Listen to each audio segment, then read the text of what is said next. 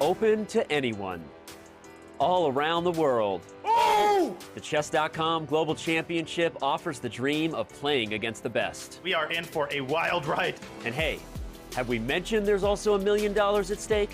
The total pot is $1 million. No, that is not a typo. The prizes are unbelievably generous. The CGC knockout phase has hit crunch time. We began with thousands of players, now only a handful remain. 131 moves is what it took for Wesley So to make it to Toronto on an unbelievable defensive effort of mine. No matter who you are, things are about to get very, very real. It's a huge collapse from Caruana. It all went downhill. And Dmitry Andreikin punches his ticket to the round of 8 in unreal fashion. At stake, a trip to the finals in Toronto and a clean shot at the largest first place prize of the year. E6 was winning! My friends, it's the CGC round of 16. Who's headed to Toronto?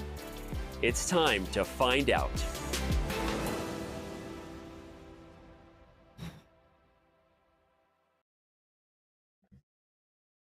Welcome back, everybody, to the 2022 Chess.com Global Championship presented by Brave. I'm Grandmaster Robert Hess. Alongside me, my good friend, Grandmaster Aman Hamilton.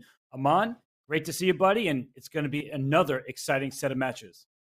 Hey, Robert. What's up to everyone watching around the world? Yeah, this is going to be such an exciting day of chess. The matches, I mean, there's so much at stake, Robert, as we whittle down towards that final 8 that go to Toronto. You just know that the pressure is mounting for everybody involved. For sure. And as we try to find out who our 8 contestants will be in Toronto, we want to give a quick shout out to Brave, who will be our presenting sponsor all the way through the live finals in Toronto. So thank you very much. But we do want to remind everybody of 2 players who already have made their way through thanks to Sunday's box score. They were in the All-American Derby. This looked like the U.S. Championship over there, Aman. I know, exactly. These matches were ones that I also had the pleasure of calling as well. So pretty exciting. Levon kind of dispatched of Sam Sevian, but I feel like that score didn't really represent what went on in that match. And then, of course, what a thriller in Wesley and Jeffrey. It was just punches back and forth, and it was Wesley who landed the final blow. Yeah, you had a fun day on Sunday because that Armageddon match, it felt like Jeffrey was just about to make his way through, but the superstar, the world top 10 player, he escaped and makes his way to Toronto at the start of next month. But on Monday's action, I had the call with Levy for that. Hikaru Nakamura, no real surprise there, I guess you could say. But how about in the other match in Group D? Yeah, Fabiano Caruana, Dmitry Andreikin. I think a lot of people did not expect this result, but I have to say, Robert, I'm not surprised at the final result. Now, the way that we got there, that's a different story. Those games could easily have gone Fabiano's way, but Dmitry Andreikin is such a top player and such a contender in this rapid format that I really think he could go all the way. Yeah, he showed what resilience and sturdy defense will do for you, and he is... Well, people on this side of the bracket, they would like to join Dmitry Andreikin. Hikaru Nakamura, the number 1 overall seed. Again, no surprise. He's made his way through. But Aman, we still have 4 spots in the round of 8 available. And as we look at the bracket from top to bottom, Jan Krzysztof Duda, Alexei Sarana, they're trying to face Hikaru Nakamura. And Anish Giri and Pavel Pankratov, the winner of this match, they won't know who they will face until next week. Yeah, exactly. I mean, Nakamura solidified his spot with a nice win over Dominguez. Fairly, very solid match from him as well. I think he's actually picked up his level as the tournament has gone on. That's the way I feel. So, of course, Duda and Sarana fighting for a spot to play him. But, imagine you've got this match in front of you, such a tough one, and then it's like, hey, congratulations, here's Hikaru Nakamura. Yeah, for sure. Well, they would get minimum an extra $10,000 from winning this match as it separates the top 8 finish versus the round of 16 conclusion. But we have 2 exciting matchups today. Really good stuff. And it comes with players who are a bit of a surprise. We have some Cinderella stories, Mon. Yeah, I think today is going to be so exciting for a number of reasons, Robert. First of all, we have a couple players that are what I like to call the bracket busters. These guys are still in the tournament. Everyone loves that underdog story. And Pankratov and Sarana, they are exactly that. 2 extremely strong players that I just love the format of this entire event is giving them the platform to shine. Oh, for sure. And Alexei Sarana, he's a known player to most of the chess community these days, thanks to his success in the many online events. And we'll see him take on Jan Krzysztof Duda today. So these two, they don't have a huge history, as we can see on the graphic here. Duda has won their only meetup at the World Rapid Championship. So unfamiliar foes. Yeah, and it's actually a little bit odd considering like these are two extremely strong players and extremely young players. And just somehow the way it's played out in the chess world, they just haven't encountered each other in tournaments, over the board, even that much online. So people are kind of gathered here to watch a little bit of history. Not much between these guys before, so a lot of question marks on top of this match, Robert. So really excited to see how these players match up, because I think we've seen Duda in the spotlight a little bit more, but in terms of the online success, Sarana has just been killing it lately. Yeah, he really has. I mean, the guy just feels like he's always a contender for Title Tuesdays.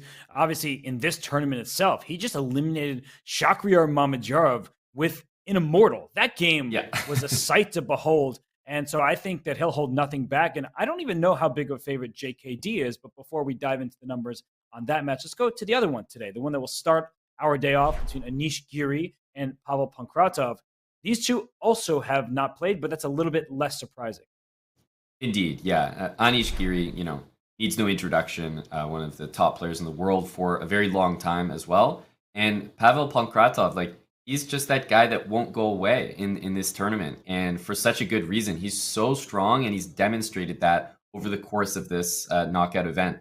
I think you have to have really good nerves, and you just have to have that tenacity in these events, the strong mentality, because he's been in positions where he could have been knocked out. He's been in positions where he's up against some of the strongest players in the world, but he's always found a way to come back, and he's progressed in this bracket. Talk about a top player in the world. Well, he's got another one in Anish Giri, so he is going to have his work cut out for him today and for the rest of the tournament if his run continues.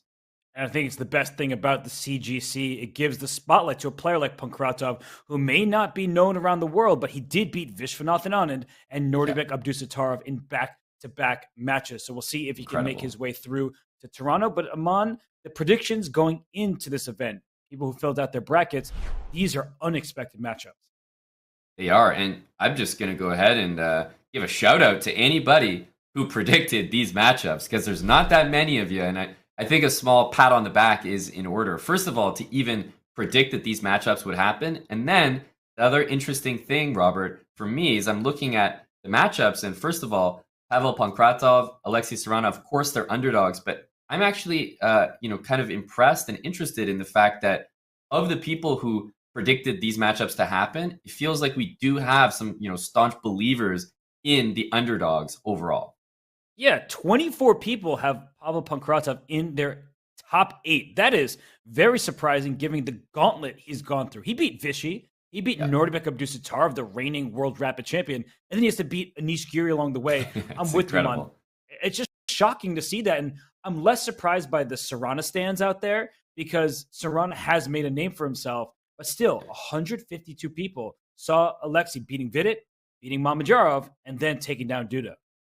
Yeah, that's pretty incredible to see that all the way, the belief in that player. So that's why these matches are so exciting. And obviously, I'm interested to see, is the community going to continue to be right? The 24 faithful for Pavel Pankratov here. We'll wait and see. Well, Pankratov will have to defeat Anish Giri, and he's going to have to do so in a 4-game match. Just a reminder to all the folks out there who are watching that this is a best of 4. 2.5 points wins in regulation, but if it's a 2-2 tie in the 15-minute plus 2-second increment time control, we get to Armageddon with bidding. So, Aman, we've seen many great matchups thus far, but Pavel Pankratov, he's kind of the king of Armageddon.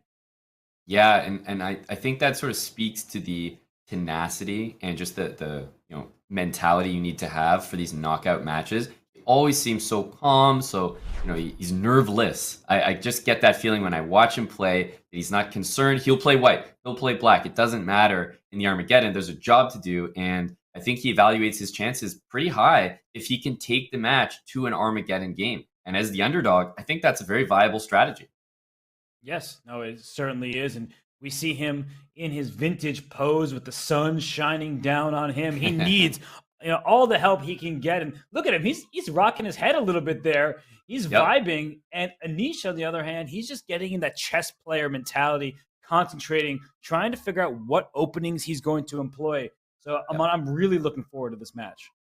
Indeed, and everybody probably does know and might need a reminder that Anish Giri, one of the best theoreticians and opening specialists in the entire world in chess right now. So it'll be very interesting from my perspective to see the openings to these games.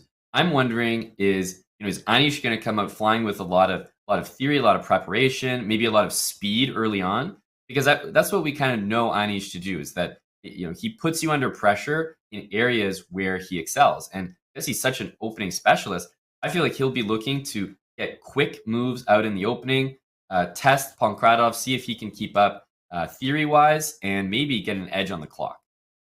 Yeah, and Anish Giri played the best match of anybody. And that's a big accolade considering how many good matches there have been. But he destroyed Raunak Sedwani. That was not even close to a true match. I think he made Raunak look hundreds of rating points worse than he truly is. So, Anish is showing that he cares, that he's ready to play anybody, and he's not taking his status for granted.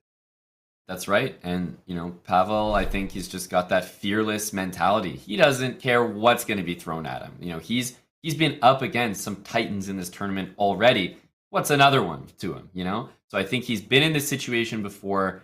He knows how to handle it. And it's just going to come down to, the nerves and the preparation on game day here, as it looks like we've got the players here and we'll probably be set to start any second now. Yeah, the games are going to get underway very shortly. The players are here on screen, and there we are off. We see a French defense. I didn't even have time to complain and say how Exactly. I can't believe it, but the players are off here. And Pavel Pankratov, he showed that he would be happy to play the French against Vichy. So why change against Anish Giri? And I like that approach. I think, especially when you are the underdog, you probably don't want to change too much. If it ain't broke, don't fix it. And, if you're going up against Anish Giri, I think you're better off playing what what you've studied, and what's worked for you, rather than trying to say, oh, he'll prepare for me, let me try to mix it up. No, I think you stick with what you know and you test it out. What an interesting move. Rook to b8 there. So this position already is extraordinarily rare, but I don't quite understand rook b8, as you don't have b5 defended. There are two of white's pieces covering the square. So it feels a little bit slow, and that's why the evaluation bar has gone up to +1. That move was not appreciated. Yeah, and I think that move, I feel like I've seen it before. It's almost like a catcher, like a pre-move catcher. If you play bishop d3, then I think black goes pawn to c4, pawn to b5. It kind of gets a really quick momentum on the queen side going. But it almost looks like Anish, so familiar with this idea, that he quickly took on c5, did not let that happen. And then you're right, the rook b8 move just kind of looks a little funny now. Yeah, it's like white got a very useful move, a3, to play b4 next, and black's move was rook b8, which doesn't look like where the rook wants to be. In fact, if you play a5, the rook would prefer to be on a8. So I think an opening win in terms of the early stage battle for Anish Giri. And now it's about this bishop, and that's why I don't like the French. This bishop is blocked in by its own pieces. This knight can go to b5 at any moment, not just to go to d6, but also sometimes you go to d4. And oh my gosh, Aman, there looks like there are about to be problems on the light squares for black. Exactly. I mean, yeah, this isn't exactly an advertisement for the French right now. The bishop on c8 looks about as bad as a bishop could look in the French. And the move f6, while it is absolutely a thematic move, when you couple it with the move rook b8 and the fact that black isn't castled, you just get this feeling that black's trying to do too much too early. And oftentimes you need to be castled, or you need that extra tempo before you break the center open. And I'm shocked that Pankratov is playing this quickly. He's only spent 30 seconds, and of course a little bit more with the increment. But to make a move like f6, it is thematic. Aman, you've been a French player. You know that, of course, this is standard fare. But this early with the king in the center, as you're mentioning, I think Anish can simply castle, because there's no way black has taken on e5 thus yet. You're going to have to castle yourself. And I just feel like white's attack will be quite strong. Yeah, and if black ever needs to admit that white's attack is too strong and play the move f5, that's a Ugh. bad sign for black. So now that he's played f6, I feel like he is kind of committed to this f takes e5 move at some point. So things probably will open up, and I think you're right about that pressure on the king side. As soon as white castles, there's going to be takes on h7 stuff, the knight swinging to g5, and hang on, don't forget about the queen side, Robert. Knight to b5 wants to go to either d4 or the d6 square. Yeah, this e6 pawn will be tender in many positions. So black lacks space. I think the good news for Pankratov is he has clear pressure in the center. And Anish, he's playing e4 today, right? A lot of times he plays d4. So he chose his opening. He wanted to get in the French. But now that he's here, familiarity often is the way that you secure results versus just good positions. And interestingly, I thought that Giri would be the one, coming in, flying in the opening, looking for that time advantage. But it's kind of the opposite at the moment, not necessarily in a good way. Oftentimes when you see like a very top player diving into an opening think, well, either he's never seen it before and he's in trouble, and it's, so you're coming out with some prep, or, the dreaded, something doesn't feel right here. And I feel like Anish is in that one right now where something feels off and he has castled. That pawn on e5, Robert, is not for the taking. No, that's why Pavel quickly castles himself. And the other game is getting underway, so we'll leave this French for now and go over to the Polish versus Russian battle. And we have a Sicilian. And are we going to get a Najdorf? Because that would make us both very happy. Yeah, that would be a really fun one. And wow, g3. Robert, I have this thing with g3 in the Sicilian, and it's just one of those moves that you can play in every single Sicilian. There's not a Sicilian where you can't play it, and it's always going to be, reasonable. It's never going to be a mistake. This is one of those ways to get an opening system that's not too theoretical and just play chess. I shook my head a little bit, though, because we do prefer our pawns going to g4 and up the board for an attack. But the way Jan Shistov is handling this is positionally. The d5 square is almost always a problem in the Najdorf because of where black's pawns are. You'd like to get a pawn to c6. But I'm never going to capture a piece there. And with bishop g2, the knight, the pawn, the queen, the bishop, all covering d5, you're going to be saddled with this backward pawn d6 for pretty much the remainder of the game. That's right. Yeah, it's a ongoing battle for that d5 square. Like, who can control it? Who has more control of the position? And such an interesting move, bishop to g5, that we saw earlier from Duda, because it seems to me like the move h6, Robert, isn't that kind of useful for black to have in?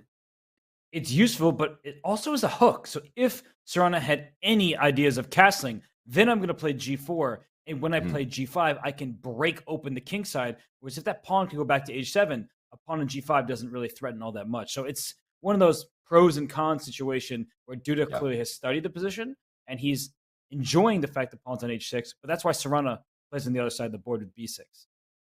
Yeah, the bishop, it's far different from that French bishop we saw in the other game, Robert. Bishop on c8 actually has some prospects here. We'll be heading to the b7 square, where obviously white is looking to match that with bishop to g2, probably kingside castling. And, due to the pawn on a4, the pawn on e4 in white's position, he's really trying to clamp the moves b5 and d5. So I think if we see b5 or d5 successfully from black, then it's probably going to be a good position for him. Absolutely. Usually if you get those pawn breaks in, you're a very happy camper. And one other thing to note is this knight could venture out to c5 at some moment. Black has put pawns on squares that protect it, and that could give black a little bit more space, because for now, white has more control over this board. But Serrano playing quickly, he is one of the best opening theoreticians in the world. And he is not going to be afraid of Jan Krzysztof Duda just because he played in the candidates tournament and has won events like the Superbet Poland Rapid and Blitz. Yeah, it's like he's not going to be scared of him because of, well, here's 10 reasons to be scared of him. Yeah, no, I'm just saying that JKD has had some great successes to his name, but Serrano fears nobody. And look at this setup, Aman. All of white's pieces close together, compact structure. Give me the d5 control and freeze that rook on a8, because if you play a very natural move like rook c8, you simply blunder a pawn. Yeah, and this idea of playing pawn to g3, and then not putting the bishop there is something, the teacher would have the ruler out ready to scold every chess student here, because, that's not advised. Not only does it look like a waste of a move, g3, but also it weakens the light squares, and the bishop on b7 is now aimed right at that rook on h1. And if white castles, it's just going to be pointed on the best diagonal. But you're right, this is all about that d5 square. And if white could, just play knight into d5, and we trade every piece on that square, get rid of the bishops as well, I think that's kind of a dream scenario for Duda in this position.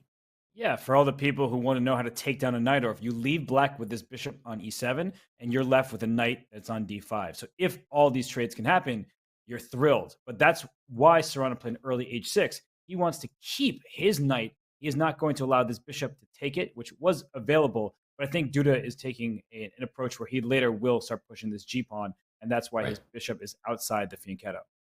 Yeah, and it's so weird. Now that we've seen bishop c4, I start to look at the position, and I really do think about long castling. Whereas previously, I would never have considered it. We've already played a4. But in this particular case, you mentioned it. Bishop and queen line up on the a6 pawn. Black doesn't really have a way to get the rook on the c file, doesn't have a way to break with b5. So getting the rook to d1 in one single move while whisking the king to safety, I think that could be his next idea, Robert. And white has so many pieces defending the king. The knight on b3 covers the a1 square. That seems unimportant, but just to show you what that could look like, let's say I'm just going to castle and have white castle. If b5, it's really important to note there's no rook a1 check at the end of the line. Now, b5 is still a worthy sacrifice, as we see the eval bar say, actually, this is quite a fascinating battle. But the point is that the knight on b3 does cover a1. So in the event of castle's queenside, you're not going to get checkmated very quickly or anything like that. So that's important to note, even if I don't think you want to see, castle. Will he? No. Come on. Come on. Boo. I know. The fans, we're all clamoring for long castle, but I'm only clamoring because I'm right here in the commentary booth. I would have probably castled kingside as well. Yeah, that b5 idea, it's a thematic pawn sack, so we get it, but let's get adventurous. But no, he says, I have a positional edge here with all the control. We get it. So let's go to the other game, because that one looks like it's getting spicier. Anish Giri with the white piece against Pavel Pankratov. We will head on over there right now. And things have, in fact, changed. We'll just show you after castles, b5 was thrown in by Anish to kick this knight away and make sure e5 is more protected. He trades and simply brings his knight to d4. So, Aman, when I look at this position, I'm like, that king on g8, it's going to be hunted. But the eval bar doesn't seem to agree with Anish's choices. Yeah, and when you look at what Anish has done, you just optically kind of makes sense, right? There's an easy rook a to e1 move to play. There's an easy rook lift, rook f3 to either g3 or h3, quite frankly. And both of those ideas look really simple to execute, really solid. Black's got this rook on b8, rook on f7, bishop on c8 that's still not developed. And, put all that together, and although the eval bar is around even here, I just think it's so much more intuitive and easy to play with white. So I'm not sure how you feel, Robert, but even though the eval bar is saying, hey, you kind of lost some of your edge, I don't feel that that's necessarily the case. Although Pankratov also seems like the type of player who's been here before. Look at his clock management. He's made many of his early moves quickly, and to Nish, who's spending time, and he just says, I'm going to snuggle on the king side. Queen f8, rook f7, the king is over here. So is that king really unsafe, or is Pankratov just going to play bishop d7, rook to e8, and bring all of those pieces towards his king? Yeah, that's a good point. And, don't forget that knight on c5 is now on a tremendous square. Like, pretty much untouchable, guarding the weakness, as you're indicating, hitting white's most dangerous attacking piece as well. So I think that part of Black's game has improved so much. So this is going to be two sides executing what seem to be pretty obvious plans here, right? We see rook f3, and wow, the move f5 I did not expect, but it's actually very strong. Whoa! So Pavel's taking over e4, but giving up e5. So rook g3 clears this f3 square for the knight, but the evaluation bar hovering around equality, and this is dynamic equality. No one's looking at this position if you're a player saying, yeah, it's equal. We're going to make a draw. It's just both sides have chances. And Aman, this knight e4 idea that looks very annoying for white to deal with. It does, because also with the move rook g7, I spy the queen on f8 ending up on g7, and you got to be careful about the knights in your position. d4 and c3, you know, they're going to have to start jumping around. So probably both of white's knights will need to displace themselves, like knight c to e2, knight d to f3, and then try to work away, you know, into this e5 square. So it's all about the squares right now, Robert. You take some, but you give some while you do that. So f5 gets the e4 square for black, gives away the e5 square. This game is going to revolve around who can control those squares better. Yeah, if you could bring the knight on c3 to e5 right now, you might just immediately be winning. And one other thing to note is the move f5, while it covers e4, it also welcomes g4 in some positions to open up the king. So I'm wondering how Anish is going to handle this right now. He doesn't look that thrilled, and Pankratov looks bored. Yeah, he's also got these like 3 Wolverine claw light strikes going down his cam as well. So yeah, he doesn't look bothered by the position. I will say that. Like, he kind of is comfortable with his f5 plan. And the thing is, like, in these rapid matches, I always feel that it's really good when you sort of have a you know, what I like to call a 5-year plan. Like, you're not just playing one move, and thinking ahead just one ply like that. But f5, he knows he's got knight e4 in the bag. He also knows that he's got moves like bishop e8 to improve his bishop, rook c8 to improve his rook. So I see that white's position is kind of, you know, almost at its max, whereas black's position still has room to get better. Right? And I mean, look at Pankratov quickly playing king h8, getting off of the line of this rook on g3. So it does seem that Pankratov, despite having the lower rating, he has the better feel of this position. And that's the thing about chess, right? Pankratov is a strong grandmaster. He's not a 2750 player, sure, but he's proven himself match after match. So Anish is looking at his position like, wait, where's my checkmate? That was the whole point. My queen's on h5. No checkmate for you. And in fact, the underlying structure now is better for white. Anish would love to play b5 back to b2 to protect his a3 pawn, to protect his knight. That pawn has gone too far. It could be a target later. Rook c8, as you mentioned, is going to be an issue down in open files. So I'm starting to really like Pankratov's chances. Yeah, I agree. I think it's starting to trend that way. And we can't forget that the clock is part of the game here. And it basically has double the time of Anish Giri right now. 10 minutes to 5 minutes here as play continues. He does go for this reroute, knight c to e2. But yeah, I'm seeing the time here, Robert. I'm seeing how black can still improve the position, maybe with, you know, moves like queen f6, bishop e8, even you know, just that move rook c8 that we mentioned earlier. You know, every single thing in black's position is clearly improving move by move. And I like how you framed it before that. It feels like white has achieved his max. And the one thing that is a clear improvement is getting a knight to e5. But with this rook on c8, you have to be very, very careful, as if knight takes d3 ever happens. Not only is b5 going to be a target, but there could be a back rank checkmate if this knight on e2 is dislodged. So a really tough moment for Anish. I think we should... the other game actually hasn't changed all that much. So let's stay here for now, just because I feel like with Anish dropping under 5 minutes, he could find himself blundering in the near future. Yeah, no, seriously.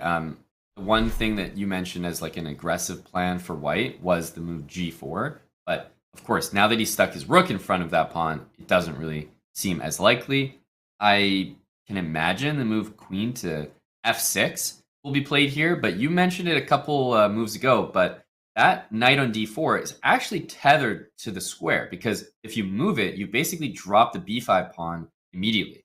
Knight takes bishop, and bishop takes pawn. So you can't actually reroute your knight to the square it wants to get to, because it needs to stay on d4.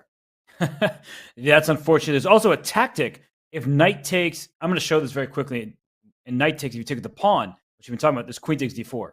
And a back rank checkmate down here. So do not blunder back rank checkmates. This knight on e2 is essential. So after a capture on d3, for sure white would capture with the queen. So knight e4 instead played. Pankratov is just taking over right now, Aman. Yeah, he's just playing playing fluidly. Every move seems part of an overall plan, and pretty much everything about black's position right now is better than it was 10 moves ago, which is just a great sign. As your position starts to improve, that's exactly what you want. Yeah, he's just feeling it. And Anish, he is locked in right now, concentrated on this e6 pawn. It looks like simple move queen f6 takes care of that. I wonder what White's actual plan is. I see that there's a pawn under attack. Maybe you can go after some queenside pawns. But what is the plan? Do we think a rook trade helps White? Because now that I mention it, I'm kind of liking the idea of rook to c3 at some point. Yeah, I think at this point, especially if you pay attention to the last couple of moves by White, Queen h5 to f3 to b3, there's a clear shift in White's game plan. He says, okay, I admit there's no checkmate on the spot. It's not going to happen. So then get that rook off g3. I don't think rooks operate very well in front of pawns unless there's a raging attack on the board. So trade it off and, maybe get the move g3 in yourself for White, an escape square for the king, kind of supports f4, stops knight h4. And I think that if this gets to an endgame, there's still room for Anish Giri to seriously outplay his opponent just because of that French bishop, Robert, that we talked about so long ago. Yes, and if this pawn were on c5, we'd be having a different conversation. And that's what Anish wants in an endgame. It's why he's trading pieces. And for Pankratov, double pawns in endgames, not usually the best thing. So maybe at some point, he'll try to play the move e5, and it helps the bishop out. It also will help the knight out. The knight can recapture. So it's a critical moment for Pankratov. And oh my gosh, look at him. He does look like Wolverine, and I am scared. Yeah, the three light strikes are so perfect. Are we gonna have to start calling him Logan? Like, I am worried right now. And I think Anish should be as well, because he's investing some time into this move. You know what I think? I think he's considering the move e5 seriously here. Yeah, for sure. Like e5, just breaking open the position a little bit more. I wonder if there's some tactics on the back rank, because we've been talking about how the black king is safe. You take your eyes off your king for 1 second, there could be a diagonal problem or this queen infiltrating, but e5 is the first idea. Even if it's not the first move, it's definitely the first idea that comes to mind. Yeah, e5 is always there. I mean, even just bringing the king closer works as well. But for example, if we want to bring up an analysis board like king g7, just to bring the king in, White has ideas like rook takes rook and queen c3. And we might see something like that on the board, more or less, queen c3. And all of a sudden, the queen gets into c7. There's tactics against the queen and king here. So I could really see this turning around. And I believe that's why on the board we see a trade and quickly e5, because I think Pavel was concerned about the endgame he could find himself in.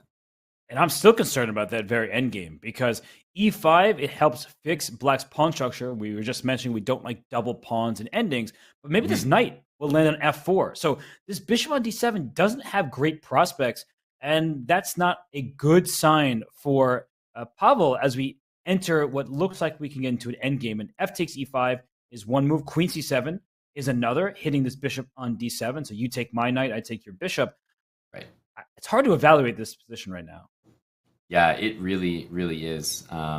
Queen c7 definitely comes to mind, but at the same time, after pawn takes on d4, there's a few tactics that I'm kind of reminded of what you mentioned earlier. Is that knight on e2 is like the only reason there's no back rank mate. So you have to be very careful that you don't allow pawn to d3, for example. Knight takes f4. These kind of tactics all spell checkmate for the white king, which does not have an escape square yet.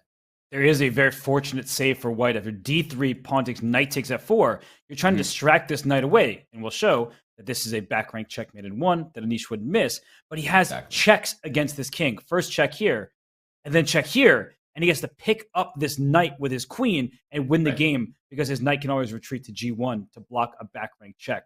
That's a very critical save for Anish. He was calculating just that before playing queen to c7, and now that it gets the green light, it's a go. He is attacking this bishop, and I'm starting to like his position. Yep, I think we are now probably at the most critical moment, because Anish is down on time, but it does seem like Anish is approaching a position where it seems like it might be very drawish, or his opponent could make a mistake. And how quickly can that queen just vacuum up those queenside pawns as well? B7, A7 are all just hanging. So I think we might get a very forcing sequence. Anish loves a good game of Pac-Man, so he'll be running away from the ghosts, stealing these pawns, and he better not be seeing any ghosts because there is no back rank checkmate. D3, in fact, played. Mm-hmm. So I guess is queen a1 check, but this knight always not there. Always has g1 to drop back to. So what is the what? So queen takes on d3, and He wants knight then f4. does he now. want knight f4? He does. And then Yeah, interesting Just endgame. to show quickly, everybody, that there's a back rank checkmate, so the knight still can't take because queen Right. a1. But are you thinking like what I'm thinking with queen d4? Like, what's happening here? Yeah, exactly. And it just becomes what I would say could be simply a very forcing line. Like, we might get a situation here where both sides are trying to liquidate. And look, if we ever get to a position where the only pawns left are black's 1H pawn and white's 2 pawns on the king side, I think we are headed to draw territory. So I think, Robert, is we might be heading for a position where Pavel's down a pawn, but can make the draw. But this is great news for Anish because earlier he was down the clock. Things were looking a bit shaky. Now he can play for 2 results. He is never losing this game. He is likely going to be up a pawn in the ensuing endgame. And now the onus is squarely on Pankratov's shoulders to hold this draw. Right. And that's easier said than done. Yeah, he has an option. He can play knight h5, or he can take the queen. Both seem to get to similar territory. The thing that about knight h5, which is nice, is that you don't immediately lose your f pawn. But you lose your a pawn. That's right. That's a good point. Yeah, he Probably was choosing, way more valuable. yeah, and knight d6, protecting and attacking. I guess the good news for Pavel is because he's have a g pawn, his king could like quickly run into the center here and kick this knight out of its place. So I do believe this game ultimately should be a draw, and maybe we should head to the other game because a lot has changed there. Wow, there is now an imbalance, material imbalance in Duda against Serrana, and it's 2 rooks versus a rook and bishop, but black does have an extra pawn for his troubles. Yeah, wow, this is quite the liquidation, and at this point, although the engine, definitely will favor white, there's no question, a material imbalance for sure. But I'm also looking at this, and I'm not quite sure what happens if you just take everything in sight. Like, if I take on c4 and take on a4, I think white's also running out of pawns, Robert. That would be the issue. If you just take all the pawns, you will have a rook against a bishop, but rook and king against bishop and king is a draw. So that gives us a place to go to, something to envision. And rook c4, grab the wrong piece, rook c4, rook b6, rook a4. I guess this rook also gets into the party because it's saying it's winning, which must mean that there's some way that you get the second rook on the 7th rank eventually. So a rook will That's right. Probably drop back at some point and join the other rook and attack. Yeah, I actually think that you can just go rook b8 after bishop f8 and play rook takes d6. Oh, it's that simple. Wow. Yeah, as soon as you said there has to be some way to get the rook involved, I was like, thank you, Robert. I got you. Yeah, now the rest becomes easy. And that's how you have to think about chess, everybody, is you have to think in concepts and then try to make those work. Don't force the issue, but see if it's available. So c4, if bishop d8, I was about to say that if the bishop were on c7 or on c5, he takes on c4, and now Duda is going to crash through. But if we can bring up an announcement, we do have one, that if bishop d8, I was wondering if the move c5 was available, because you can't take with the b pawn as there's rook b8 pinning and winning the bishop. You can't take with the d pawn because the bishop is hanging. And if you take with the rook, I can take on d6, or I can even just trade rooks, and that's what I was going for. You still can't take with the b pawn, rook b8, and this ending is definitely a win with the rook coming to d7 and going after these pawns. Yeah, and it's less about the material at this point. Sure, it's 2 pawns and a bishop for the rook, but the activity and the fact that rook can just jump around and eventually create a pass pawn, this is basically just done. And as we get back to the live position here, Robert, I mean, basically exactly what we talked about happened. The rook didn't get involved, but it was at the cost of that f pawn. Oh gosh, yeah, rook b8 check was clever, just forcing the king away and then winning the f7 pawn. This is completely lost. Serrano knows it, and Jan Shistov, dude, I was about to call him JKD and Jan at the same time, not Jan Shistov, and I just meant John. But JKD here, he's going for demolition. This was Serrano's own doing. He sacrificed in exchange. We can go back later and show that. But this is just going to be mop-up duty for Jan Shistov Duda right now. Yeah, here there's also nice move, which looks very winning, rook b3. So if you trade, you pick up that A pawn with the rook, and then you have a pass B pawn. And anytime you just have a pass pawn, rook against bishop, you can always escort that pawn up the board very easily. Oh my God. But this move is so classy as well, as not only do you have a hanging pawn, but that second arrow is the more dangerous one. Rook f3 is a crusher. That's why it's longer. It's more dangerous. I'll do it in red. That's the problem that black is dealing with here, is that the bishop is pinned. In fact, the bishop's just lost. You probably have to go rook b7 to go rook f7. But after rook takes d6, you're going to get a passive setup, and white's going to have even pawns and a rook compared to a pinned bishop. So this one's over. How is the other one going? Anish down to 30 seconds or so. Let's go back there because still in that night ending.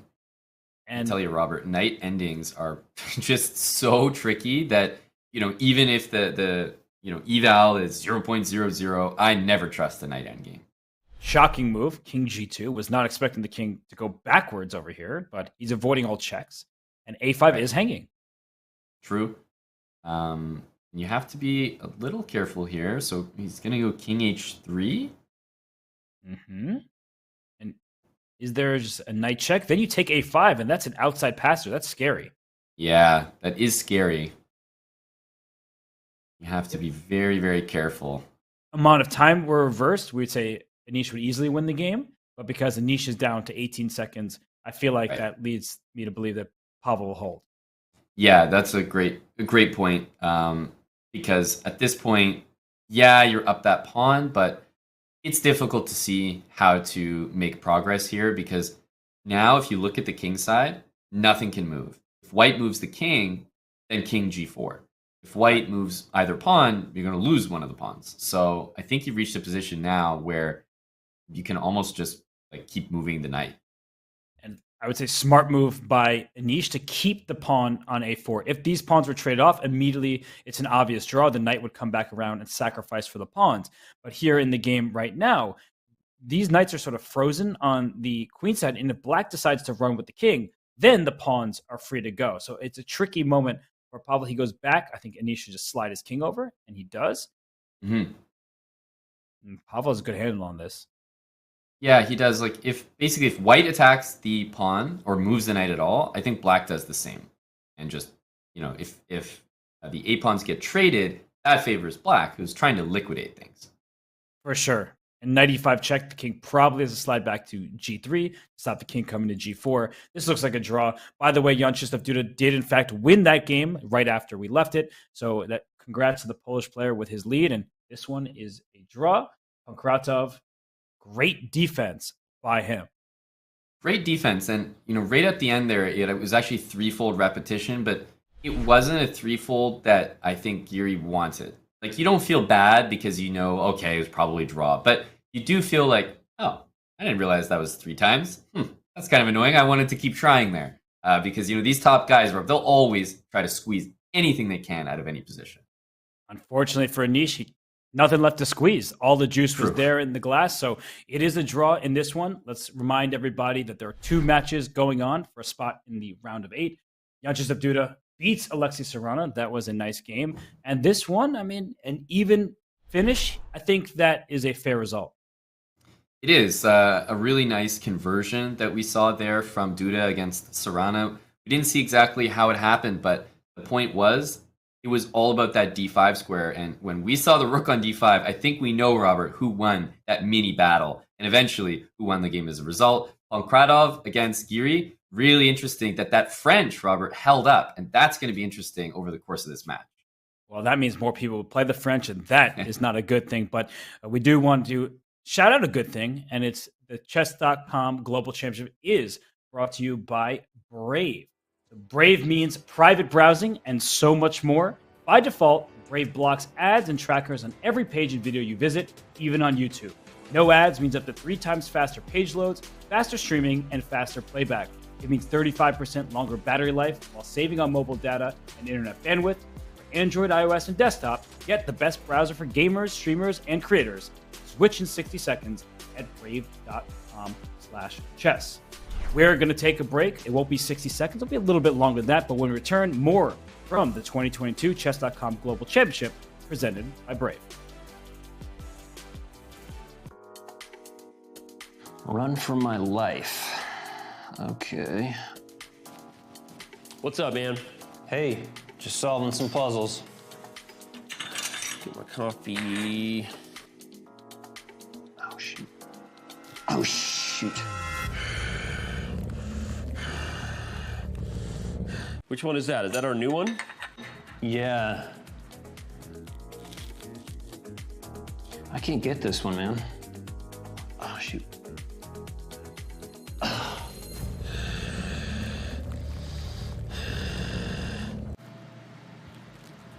What's wrong with you, man?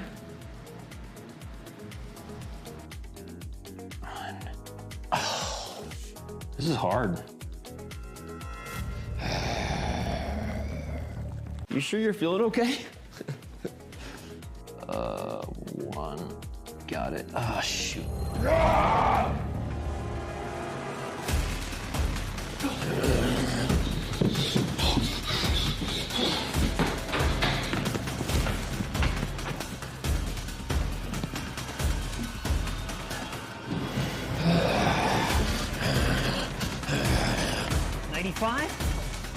Bishop takes E1.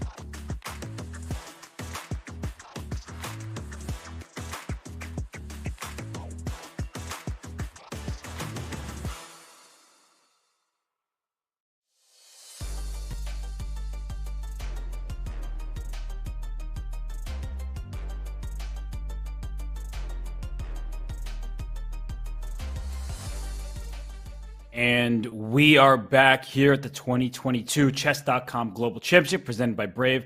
Aman, we have 2 matches up right now. Yanchisev Duda wins his first game against Alexis Serrano. But Pavel Pankratov, he's kind of been the talk of the CGC. He has upset both Vishwanathan Anand and Nordibek Abdusattorov. He's here to play. He is. And we saw that in the first game where he came out flying. Not only was he keeping up with Anish on the board with the French defense, no less, but he also did it on the clock. And I think that, you often see underdogs or lower rated players struggling to keep up on the clock. Like, yes, you can find the same quality of moves as your opponent, but it takes you a bit longer. That's kind of the difference between you. But here, I think he was keeping up. He's definitely giving Anish a run for his money. He kept up tactically. And honestly, just a very well-played game by both. A slight edge to Anish as he was hoping, looking for any way to make that position work. But just great defense, and the result was a draw. And as you said, that was the key to Andrekin's win over Caruana. Strong defense has been a theme in the CGC, and now he'll have to go on offense. He gets the white pieces. He does start with D4. So Pankratov, he's playing his usual repertoire. And for Anish, we're going to get a Grunfeld or a King's Indian. Not every day we see that from the Dutch number 1. Exactly. And, well, now the interesting part is F3 played in the opening means that if he committed to that King's Indian, we were going to see a Samish. And now he plays e6. So I guess Anish thought, oh, this guy tries to play the same-ish. Let me go for some kind of side variation. This is not particularly known. What am I looking at? Well, Robert, this is really obvious stuff. You're looking at 4 openings in one. This is the 4-in-1 special right now. You've got your G6, right? You've got your King's Indian, your Grunfeld vibes. Then you've got your E6, your Nimzo Indian vibes. And of course, don't forget, you've got your C5 in there for your Benoni/Benko vibes. So all in one, Robert.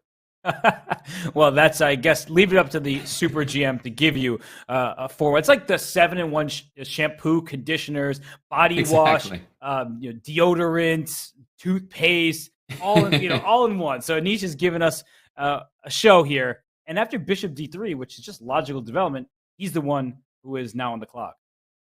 Indeed, yeah. This is basically the reason that players sometimes like to disguise their openings, because you might say, okay, look, if you wanted to play the Benoni, why don't you just play the Benoni? What's with all the theatrics? And it's actually more than theatrics, Robert. The order in which you play certain moves is going to dictate the order in which your opponent must play certain moves. So, of course, once we saw F3 from Pavel with the white pieces, that told Anish that if he all of a sudden transposes this to a Benoni structure, White doesn't have options like Knight F3 anymore. He doesn't have options to play certain setups. So you can avoid some of the stronger setups in a specific opening by starting with a disguised move order.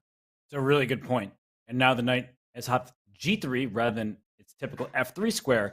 And White has firm control over the center. But how about these dark squares? There's a pawn C5. And at some points, these dark squares can become a problem for White. H5 is often a tempting move just to think about kicking this knight over here on G3. And the real question is this tension on E6 and D5. Will Black take on D5 right now? Will he continue to keep the tension? What moves can he make? Knight E5, for example, just jumping towards the center. I'm not entirely sure what Anish should do, and I'm not sure he's sure either.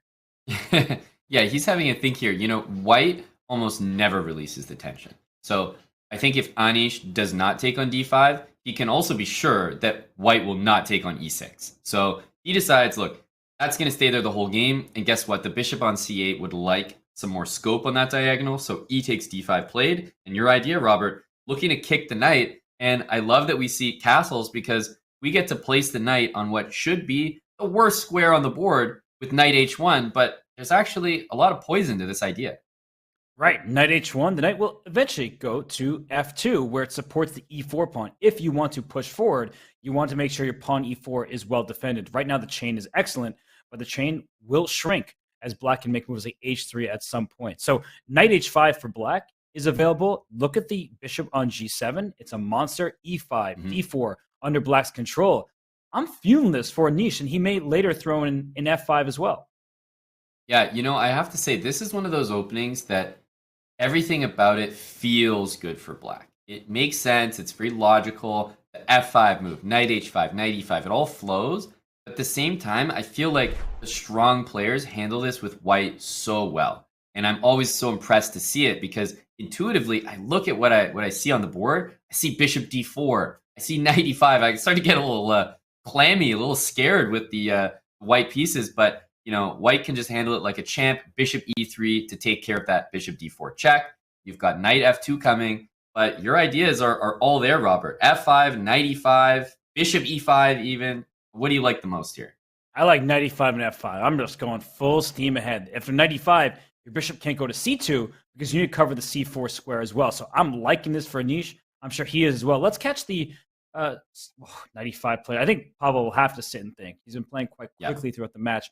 But now it's time for him to think. Let's go to the other game. It has just started. We do have a Cambridge Springs variation. I love me some Cambridge Springs. You get the two knights for White over here, and Black's bishop pair, not exactly the best. Yeah, I mean, this opening just sounds like it was named after some middle of the rack water brand. It's like just your average Cambridge Springs, and it's an opening that I feel like I haven't seen as much recently, but this used to be all the flavor. And hang on, queen to C6, Robert. I'm actually really curious what happens after that. Are we seeing like queen a4 or something crazy? This knight on b5 isn't actually under attack. It's one of the main points here as the bishop defends it, tactically speaking. But queen c6, yeah, queen a4 with knight c7 to follow looks interesting. There's knight e5 ideas as well. Give the rook in the corner to get the other rook. I don't know. I don't know the theory here, but it seems like Alexei Serrano does. Yeah, and this is one of those cases where we just saw the face wash from Duda there, which is the like, okay, let me just have a look see here and make sure we don't blunder the whole game away on move whatever 7, 8 we're at. It could, and I think this is a novelty. I'm clicking in the Game Explorer. I don't see games with knight to b5. So Serrano, he's showing that he's put in the work, and he needs to get this game right here because Duda won game 1. Serrano doesn't want to keep trailing heading into game 3 where Duda gets the white pieces once more. And if we bring up an analysis board, I want to show Aman's line because I think it's beautiful. That queen c6, it looks like a double attack of the rook on h1 and the knight on b5. But queen a4 is a very creative way of not just defending the knight, but threatening knight c7 with the queen pinned on c6. And you put bishop d7, trying to get out of the pin and attack this knight here. I think knight e5 looks very promising in the position. There's also times you like push this pawn to d5 just to shut the queen off. Because if you take here, I believe there's some kind of knight c7 check, although the eval bar is not really saying much. So it's like everybody loses their queen and it just gets into a total mess. But you know what? If it gets to a total mess like this, you'd rather have the total mess as Serrano, who's clearly prepared this mess in advance. And I mean, that was the natural move. Take a queen. It's the wrong move. It's queen a5 first. Then after Robert. b6, then you take, and black's pawn structure is shattered. So takes. Just do this, and you grab this one. c5 is weak. I get why this is better for white, but I didn't prepare this. This is just happening on the fly. Exactly. And the reason I think that Duda is so puzzled at the moment is because I think he understands the seriousness of his decision. Queen c6 appears just visually to make a threat against white's rook that can't be dealt with. Like e4, d5, f3, these are all subpar moves. So he knows that what he's about to be hit with is probably more prep. Like if he plays the more challenging looking move, queen c6, he knows there's a knight e5 lurking, there's a queen a4 lurking. It's going to be something, and he has to be prepared to handle the resulting positions, not just one move at a time. You can't go one step at a time, Robert, into someone else's prep.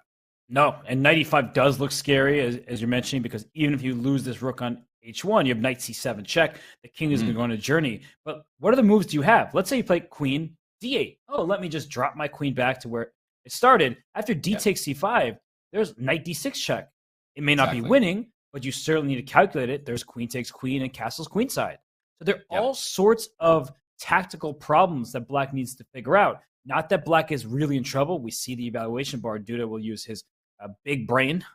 He's a very smart and accomplished player, but it looks scary. So you don't want to just assume you're okay. You need to calculate that you really are. Yeah, that's, we can make a few assumptions here with the help of the eval bar that these guys don't get. And that's what makes it so challenging here is that, knight b5, queen d8 actually is the best move, but it's kind of based on bishop takes the pawn back on c5 and being comfortable playing a move like king to e7. And, being okay with a move like that this early in the game is something you have to come to terms with, right? And that takes time for you to admit that, oh, this is actually the best way, I think, to get around this. And you also have to stop thinking that you're in your opponent's prep. You know that you are because Alexei has spent almost no time, but you need to stop just being scared because of that. And I know that's happened to me before where I trust my opponent too much. And Jan Shistov, he'll calculate, he'll dig deep. Maybe queen b8 is also an option. I don't really like putting the queen over there. So queen d8, kind of by process of elimination, is likely what we'll see. So thank you, Giraffe Hunter, for the kind words. But let's maybe go back to see what Anish Giri is up to against Pavel Pankratov. Kind of weird to say that because Pavel had the white pieces, but look at black getting everything you could possibly want in a Benoni structure. Exactly. And, I just want to stress again, this is why Giri started his game in such an unorthodox manner. G6, E6, C5. What he got was what I would consider to be one of the lines against the Benoni, which is very non-threatening. So once you get your opponent to commit to f3, you know what their structure is going to look like for the ensuing game. And a lot of players will never play the Benoni, but if they know in advance what line you're going to play against it, and they say, oh, that's actually not a very scary line at all, then they'll take it. I'll take a Benoni every single game if I could guarantee that line. That's sort of what he's done here. And, he's liking the position as a result. It's such an essential point because the Benoni is scary structurally. You have this pawn on d6, but there was no knight landing on c4 in this position precisely because there's a pawn on f3. The knight goes f3 to d2 to c4 in many positions. But Aman, you have called it out since the beginning. It's true that Pavel never was able to get the ideal positioning of his pieces. And now, for Anish, you have what looks like a dream position. Where to from here? Looks are not enough. You can't just enjoy the aesthetic. You need to create threats. So where do the threats come from? Yeah, and let's not forget, that knight on d1 might look silly going backwards, but knight e3 and knight c4 potentially, even knight g4 threatening queen h6, these moves all make a lot of sense, and they're happening really, really quickly. So Black's in a position where I agree. I think it's a great spot, but you almost feel a little bit overextended. Everything in White's position is truly solid. Great pawn chain all the way up to the middle of the board, and you've got knights that can always reroute to wherever they need to be. It might be a slow process, but they will get there eventually. Black, on the other hand, are we going to see the move f5? Whoa. Wow, b3 play. Did not expect that one, Robert. Oh my gosh, he just gives up control of some dark squares. He has a light square bishop. He can cover that color complex. He hands c3 right back to the knight. I hated that move. I really did not like it.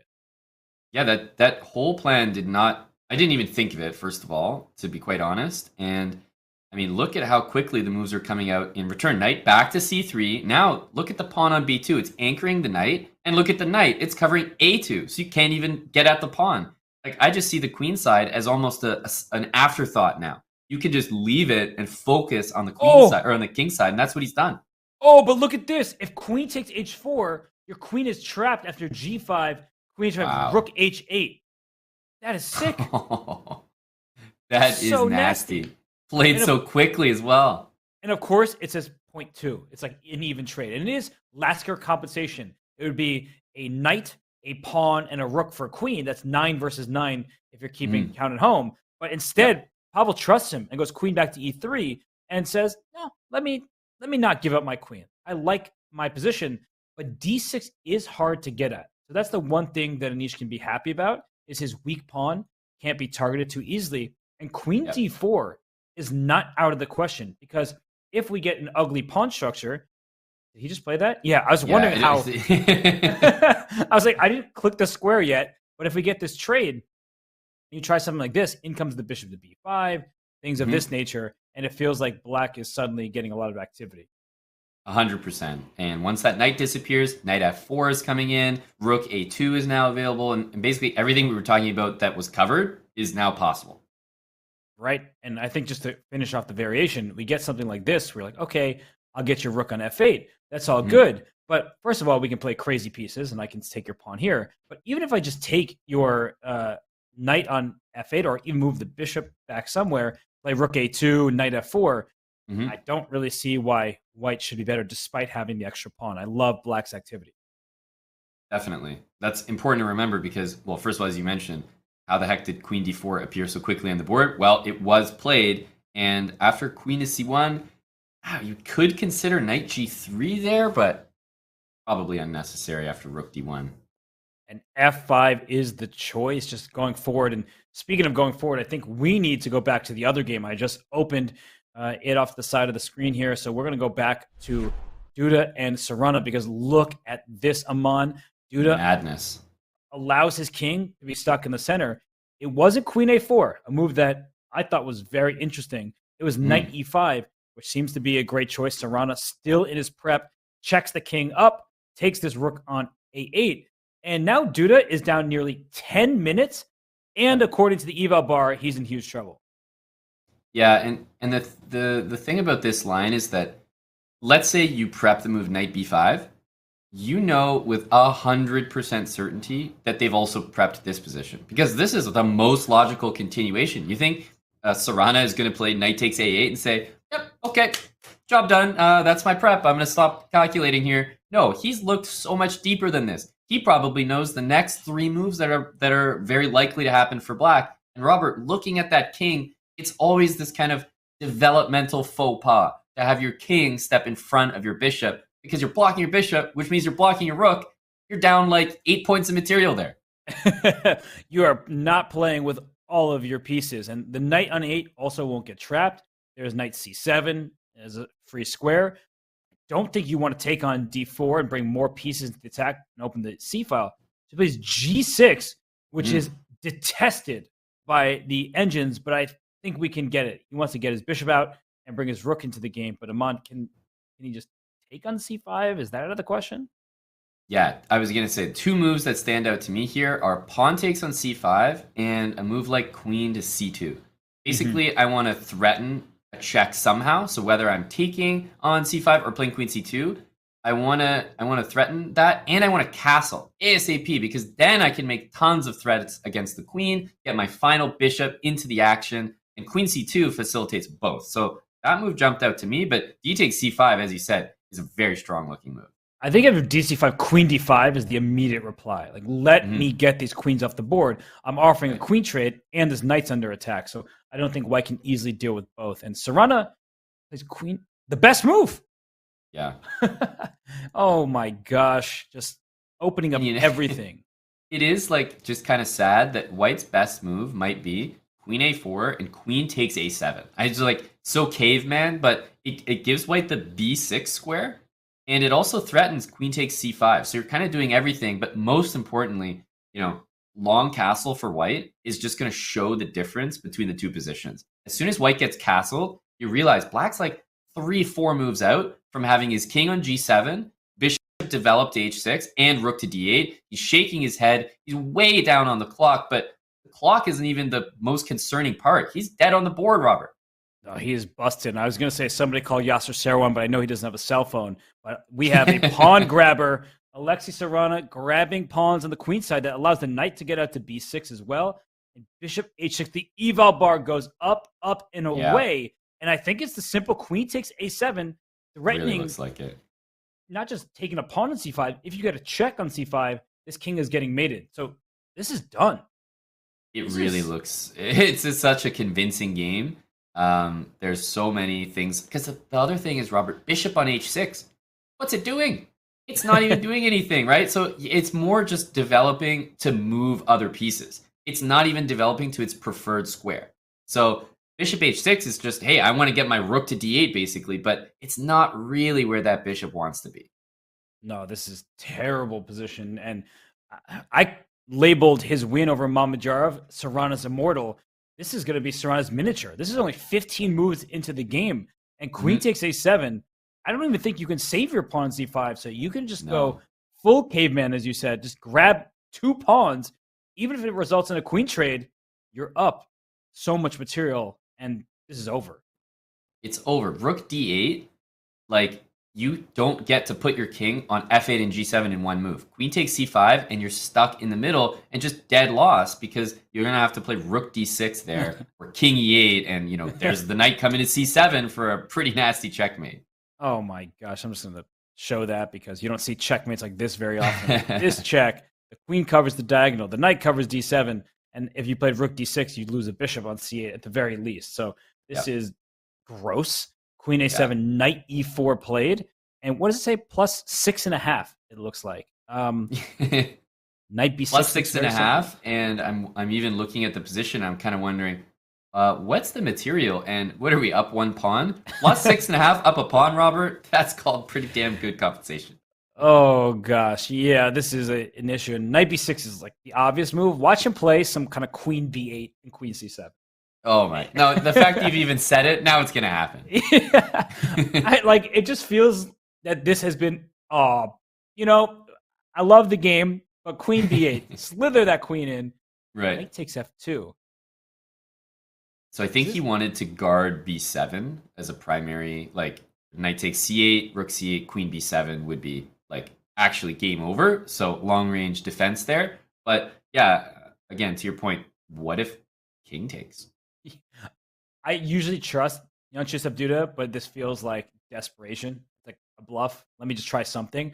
King F2, Queen H2, simple Bishop G2. And if you want to keep checking me, you're going to have to keep sacrificing pieces, but you're going to run out of firepower at the end of the day. It looks like Alexei Serrano is going to be up a piece at the very least. So, I mean, if you want to bring up an analysis board and at least put what might be going on in his head on the board, we could play king takes f2, queen takes h2 check, bishop g2, bishop takes e3 check, king takes e3, and queen takes g2. And, he's kind of saying, look, my b7 pawn is defended. Oh, yeah, even makes a lot of sense as well. It takes on g3 and then takes on d4. Oh, my tricks gosh. here as well. Yeah, no, that's it. This king, this knight, this bishop, all of these pieces are pretty loose. So that's the one hope that Jan Chistov has. So let's go to this moment here. You don't take on e3. That's a mistake. And I guess you can play the cold-blooded king f3. So simple. Trapping the queen. Knight c8 followed queen takes b7 is not just winning pieces, it's checkmating the black king. So the simple approach of let me just not allow you to check my king is the way to go. But knight takes f2, it's the best try in a completely losing position. Yeah, and he's got 3 minutes and also no confidence in his position. He knows that he's dead in the water. He got out-prepped, he got caught, and he ended up in a position that I think he just misevaluated, and he was he understood the evaluation as the moves went on, and by that point, it was just out of reach. And Alexei takes, so this game will likely see queen h2 and this line we were looking at, but I think after the king gets to f3, it's all done. But Jan Chisov's not even moving. He's the one who sacrificed the piece. You have to play with momentum here. You have to just say, at least you're bluffing, but you're just pretending like you've done something accurate. And, well, bishop g2, Serrano has this in the bag. I think so. Yeah, bishop g2 is nice and simple here. There's knight c8 to follow. I mean, white's up a piece. The other thing is, Robert, where do you think his prep ended? Or, better question, do you think his prep ended? Probably around queen a4. He knows it's completely winning for him, and he'll figure out the rest later. And, it's been a success. But let's go to the other game, just because I'm catching that one out of the corner of my eye. It's even material, but I wouldn't call this an even ending, despite what the evaluation bar says. There's a passed pawn on b3. If that pawn is gobbled up, then black's in big trouble. So which side would you rather have? Yeah, I was about to say, Robert, even material, 0.00 by the engine? Come on, this is a draw. We all know that. But far from it. It looks like there's lots of play still. Knight d3, knight takes b3, a forcing sequence in order to pick up that b pawn. And I think if he had held on to that b pawn any longer, Giri was probably taking it to the house. But no, I think this could still go either way. I have to say my instinct is that if it goes wrong for someone, it's going to be white. I agree. And it's weird to say because white's up a pawn. But let's say you play very logical move, rook b1, getting out of a pin and protecting your knight. Then after rook a3, I just feel like your pieces are all sorts of tied down.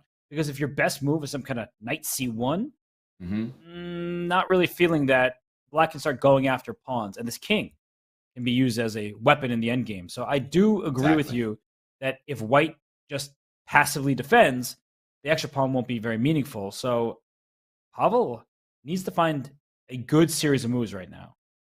Yeah, he does, because I think if you turtle into that situation where rook b1, knight d3, back to c1, then all of a sudden black goes knight f4, king f6, king e5, and the factor down a pawn, it's irrelevant when you look at the quality of the pieces that are on the board. Right. This is a big moment here for Pankratov because this could make or break his Cinderella run. He does play rook b1. I think rook a3 is a bit automatic. Maybe there's something else that black can go for. Of course, he can always take on e4 and then bring the knight back to... Oh, that's not f6. That's f6.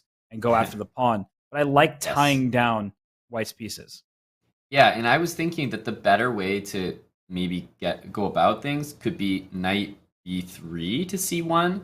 And even though you allow bishop c2, there's a check you can throw in on b7.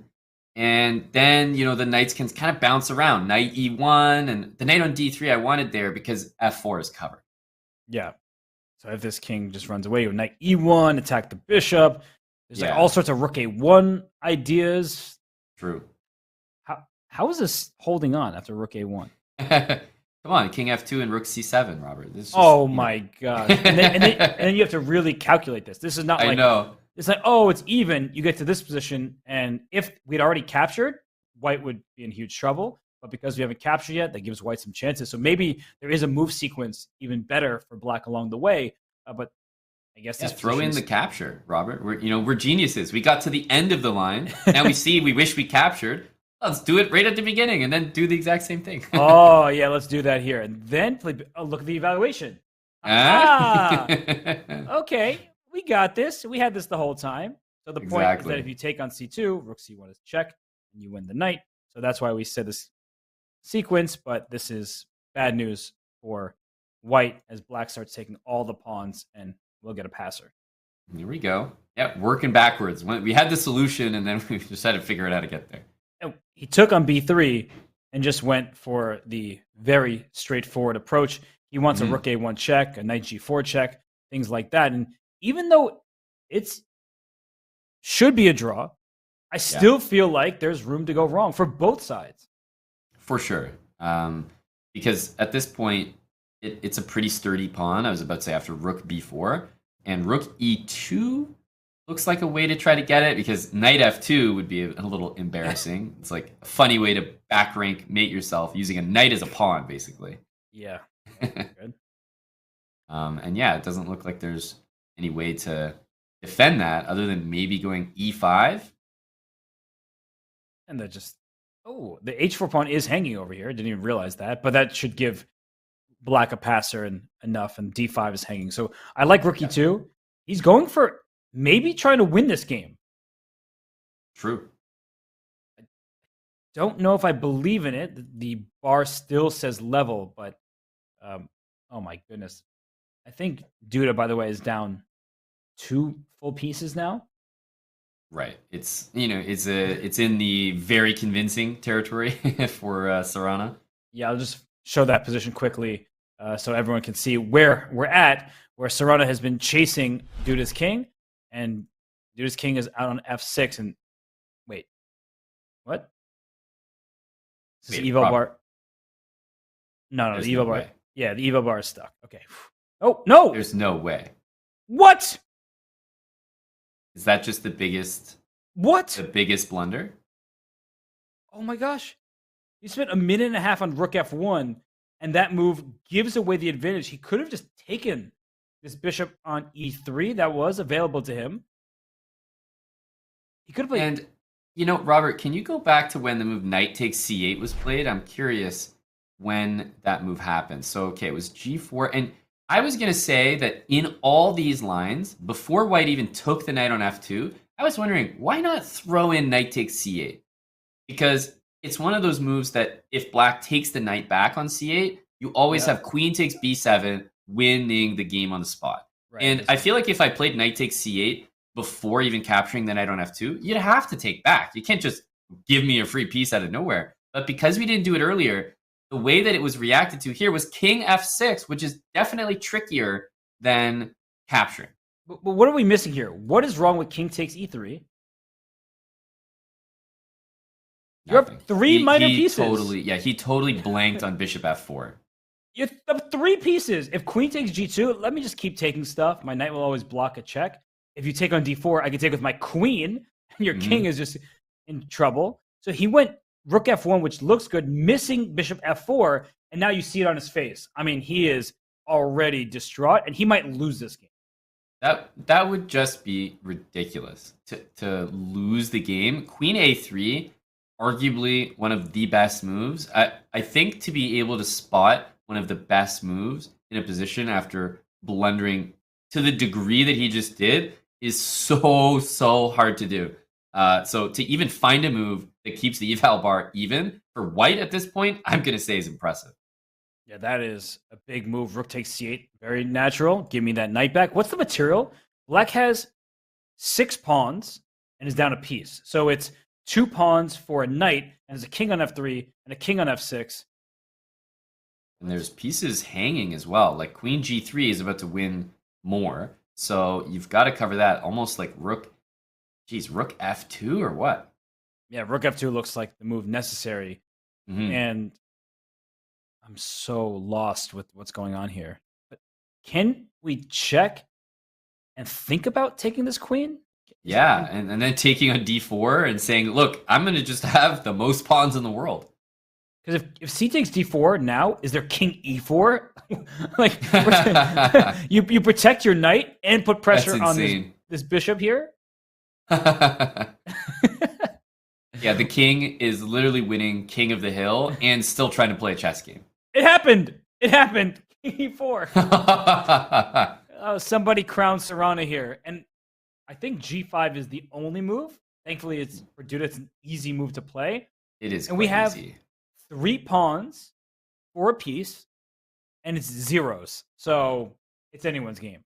Oh my goodness. What are we watching right now? And we might see one of the weirdest, like, knight d7 check, queen e7, like How in the world did this happen? I am keeping an eye on the other game. It looks like the end game is getting sharper, but oh my gosh. It's nothing sharper than a king on e4 with tons of pieces still on the board. I'm going to show the other game very quickly here just because it is actually quite sharp. There are now 2 passers in the center for white. Black has 2 passers of his own. There's a pin going on, and it is a time scramble. So Pankratov does need to be accurate because knight g4 does look like a pretty big threat. Yeah, this is one of those situations where the engine's like, yeah, even because it just knows what's going on. But the human is thinking, I don't know, either side could win.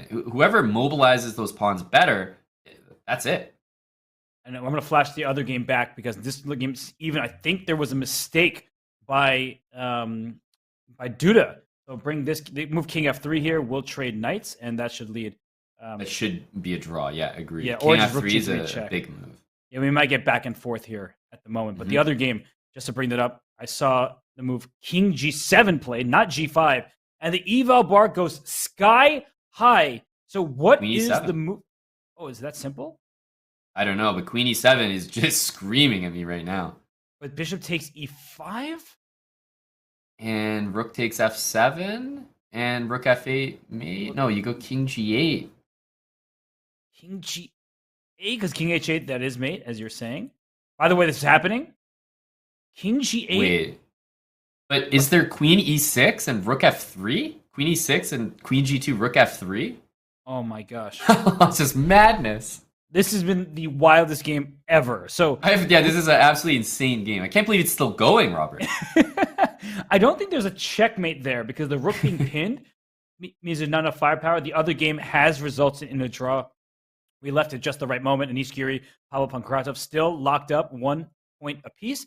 But what is happening here? There apparently is a win for Serrano. Rook Queen e6 is looking really good. And my other instinct is rook f2 just to defend my bishop and threaten Queen e6. I like your move better. It seems way more lethal because e6 is so hard to protect. And a minute on the clock here for Alexei Serrano. He's already made a number of errors after obtaining a winning position.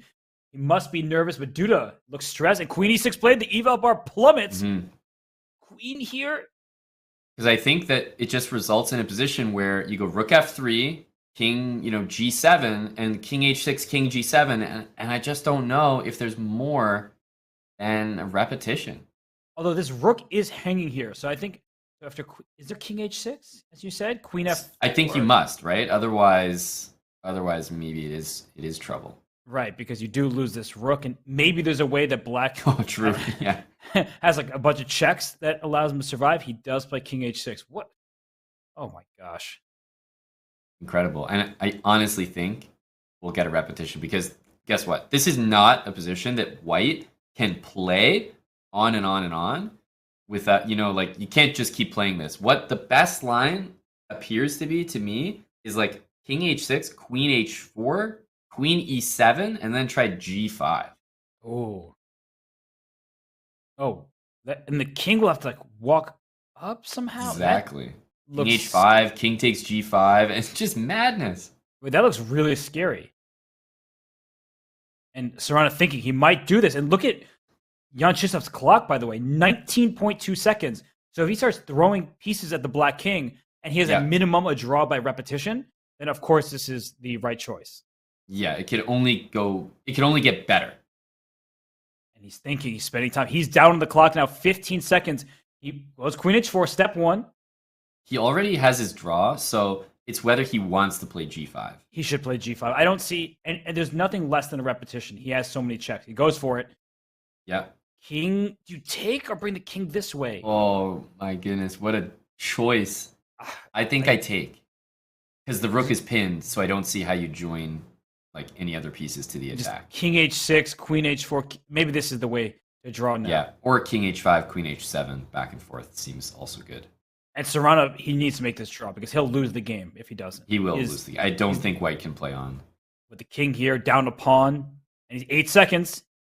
He makes the check. These guys are going to make one of the most insane draws I have ever seen.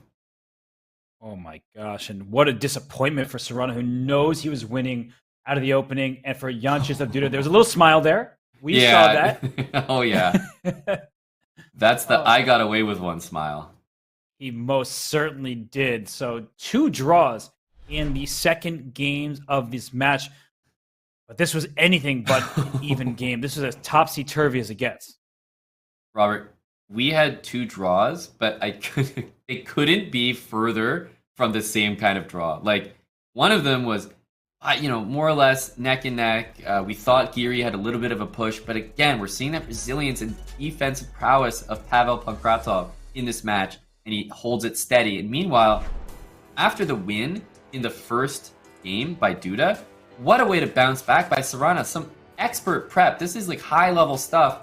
You were saying might have been the first time that it's been brought out as well. And for that not to be converted into a win, he will be kicking himself. So disappointing if you're Serrano, but you got to hand it to Duda. He was shaking his head, Robert. He was ready to mentally quit, but he stayed in the game, and he earned himself a half point when he should have gotten up. It's almost worse to use stellar preparation and not win. You start feeling like you lost the game rather than a simple draw. So we'll see if Serrano can hold it together going into game 3. Anish Giri, Pavel Pankratov locked up, and we are going to head to another short break, and we want to tell you all to stay where you are. The action continues here at the Chess.com Global Championship presented by Brave.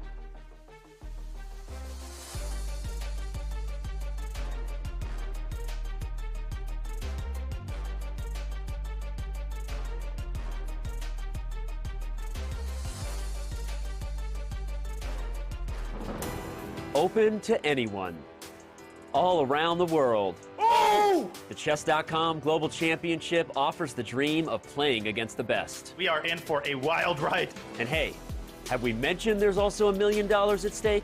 The total pot is $1 million. No, that is not a typo. The prizes are unbelievably generous. The CGC knockout phase has hit crunch time. We began with thousands of players, now only a handful remain. 131 moves is what it took for Wesley So to make it to Toronto on an unbelievable defensive effort, Amon. No matter who you are, things are about to get very, very real. It's a huge collapse from Caruana. It all went downhill. And Dmitry Andreikin punches his ticket to the round of 8 in unreal fashion. At stake, a trip to the finals in Toronto and a clean shot at the largest first place prize of the year. E6 was winning! My friends, it's the CGC round of 16. Who's headed to Toronto? It's time to find out.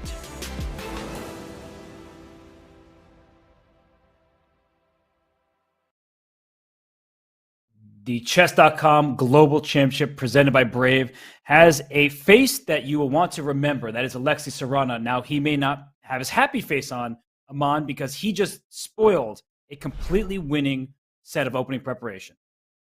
Yeah, and if you're Alexei Sarana right now, I can't stress enough, focus on the positives from that game. Like, let's not forget, he took one of the best prepared players in the world, JKD, and he beat him, in a matter of 10 to 15 moves. Like, it was over, it was done, preparation was immaculate.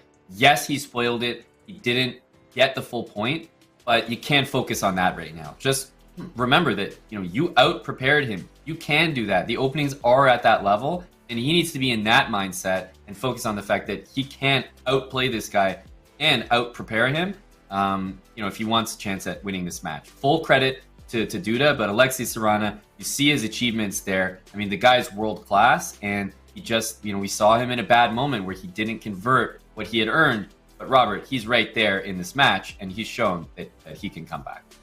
Yeah, he's earned his keep thus far with 2 great wins in matches over Vidit and Mamajara, but he wants to keep going. He didn't enter this tournament. He qualified for it, not just to, fizzle out early. He wants to make it to Toronto. He will need to strike back. We see the Group B matchup between Duda and Sarana. But Giri and Pankratov, 2 draws. It feels like they've been very balanced thus far. We haven't seen either player jump to like a +2 or, in the case of Sarana, Duda, like a +7. No, they've actually kept it very tight.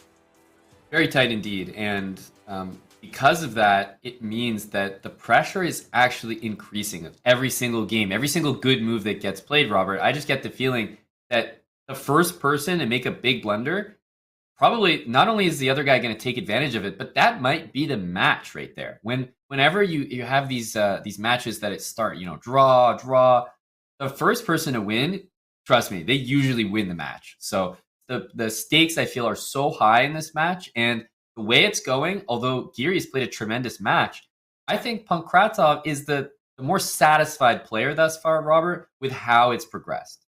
Yeah, when you're 27-50 plus, you're not satisfied with 2 draws against a player that isn't in your rating range. And Giri did get an advantage in game 1, so we shouldn't forget about that French defense that was nice for the white side. So we'll see if Anish answers it before I can finish my point. He's playing the French once again, and will Pankratov repeat the line? I wonder, will Pankratov repeat the line? I also wonder whether Giri will. So I have this thing where usually if the line goes well for a player or the game goes well, then they're actually the player that deviates first. And we kind of see that here, that Pankratov, he kind of got away with it. He played really natural in that French game. It seemed to work well for him. You might say, okay, why not go for it again? Well, guess what? Giri definitely just looked at that. He probably noticed he had an advantage. And I guarantee you, he worked out the remedy. For sure. And that's why Pavel plays a6. It covers the b5 square. He can, in fact, play b5. But just because you play b5 does not solve the biggest problem in the French. This bishop on c8, the light square bishop, it doesn't have a good diagonal to work with. He instead plays b6. So not advancing his pawn as much. And the reason why is that had you played b5, we can bring up an analysis board just to show you some of the nuances of the French, is that once white takes on c5, the pawn on b6, you take back and control the center. In a position like this, on the other hand, you just clog the d4 square, so the bishop doesn't get to see the light of day. Great point. Yeah, this is, it's all really about that c8 bishop at the end of the day. Whether it has some scope, and the move b6, more reserved. After the move bishop d3, we kind of talked about a plan involving c4 and b5 and a full queenside expansion. The only thing about this position is it is a little bit different than the last time we saw it. There's no rook on b8, and you've already played b6. So I feel like you're kind of 2 moves slower because rook b8 is useful and b6 is not. And we have one and not the other. No, it's a really good point. And this opening is all about nuances, 0 trades, all nuance. And one of them is that you need this tension on the d4 square, because if black ever plays c4, then white will strike with f5. White cannot play f5 now because then you take on d4 and e5 falls as well. So that's where the fight is. It's all about the center, d4 pawn and the c5 pawn challenging it. That's what's telling the tale. The bishop on c8, not a good piece. Bishop on d3 is looking at the black king side if, in fact, black does castle. So Pankratov has a difficult choice right now, whether or not to castle, because it does feel like white can bring firepower to the king side. Indeed. Always such a tough decision. I feel like when you play the French defense, you're always faced with this moment of, okay, can I castle kingside? And the answer is pretty much usually yes. But your brain and the ghosts and the threats and just that uncertainty always says, that's pretty scary looking. So even if black can castle, and he should, there's that moment where you just give a little more credit to your opponent's attack. And Pankratov, he's really taken to think. In game 1, the guy was moving instantly. So even though objectively his position wasn't good, he was feeling it. Now he plays c4, and you see the eval bar creep up. What? I was not expecting this. I don't think the eval bar is creeping anymore, Robert. I think it's stomping, it's making a lot of noise, and it's way up there for the white pieces right now. c4, I talked about it earlier. I think b6 was a waste of time. There's no rook b8. I see c4 as already a little bit off, but then the move f5. We talked about that move the first time they played this game. We said it's probably not going to be the right idea. When you see this, Robert, are you thinking en passant, or are you thinking to leave it there and open up the position afterwards? I'm leaving it because I'm going to play g4. I'm going to play knight g5, attacking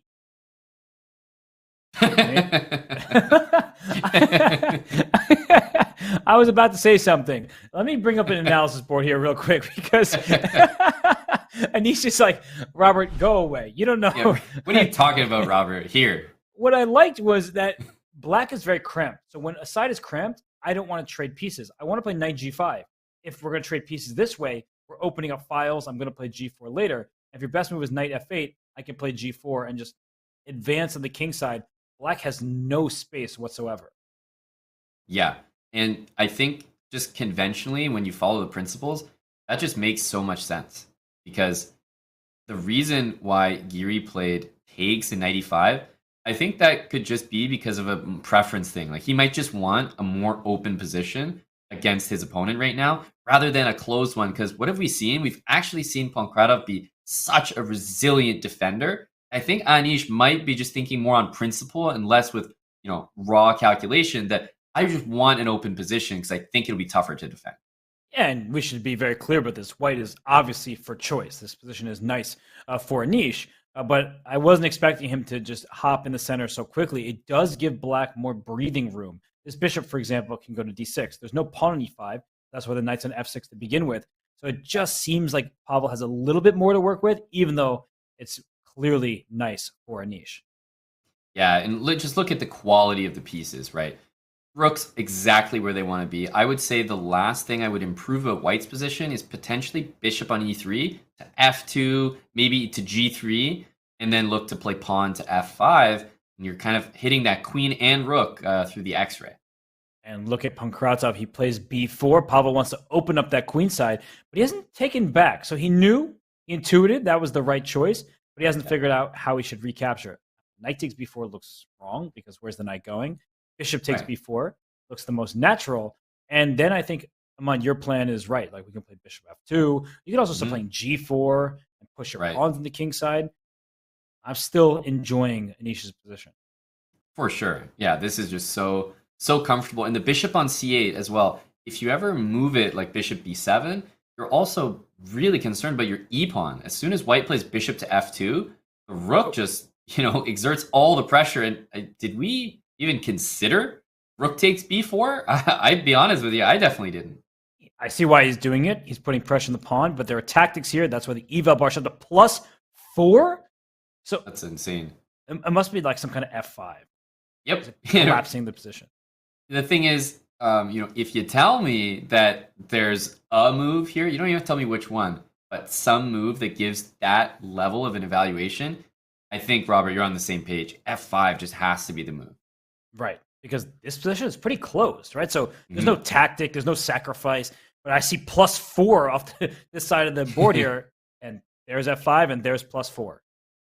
Yeah, and Giri didn't spend more than 30 seconds finding that. So while you and I saw an eval bar that kind of jumped up and said, hey, something's here, Anish Giri probably also got that, just a feeling, right? He just felt, okay, rook takes b4. That's not the move that I was expecting. Knight b4, bishop b4, more natural.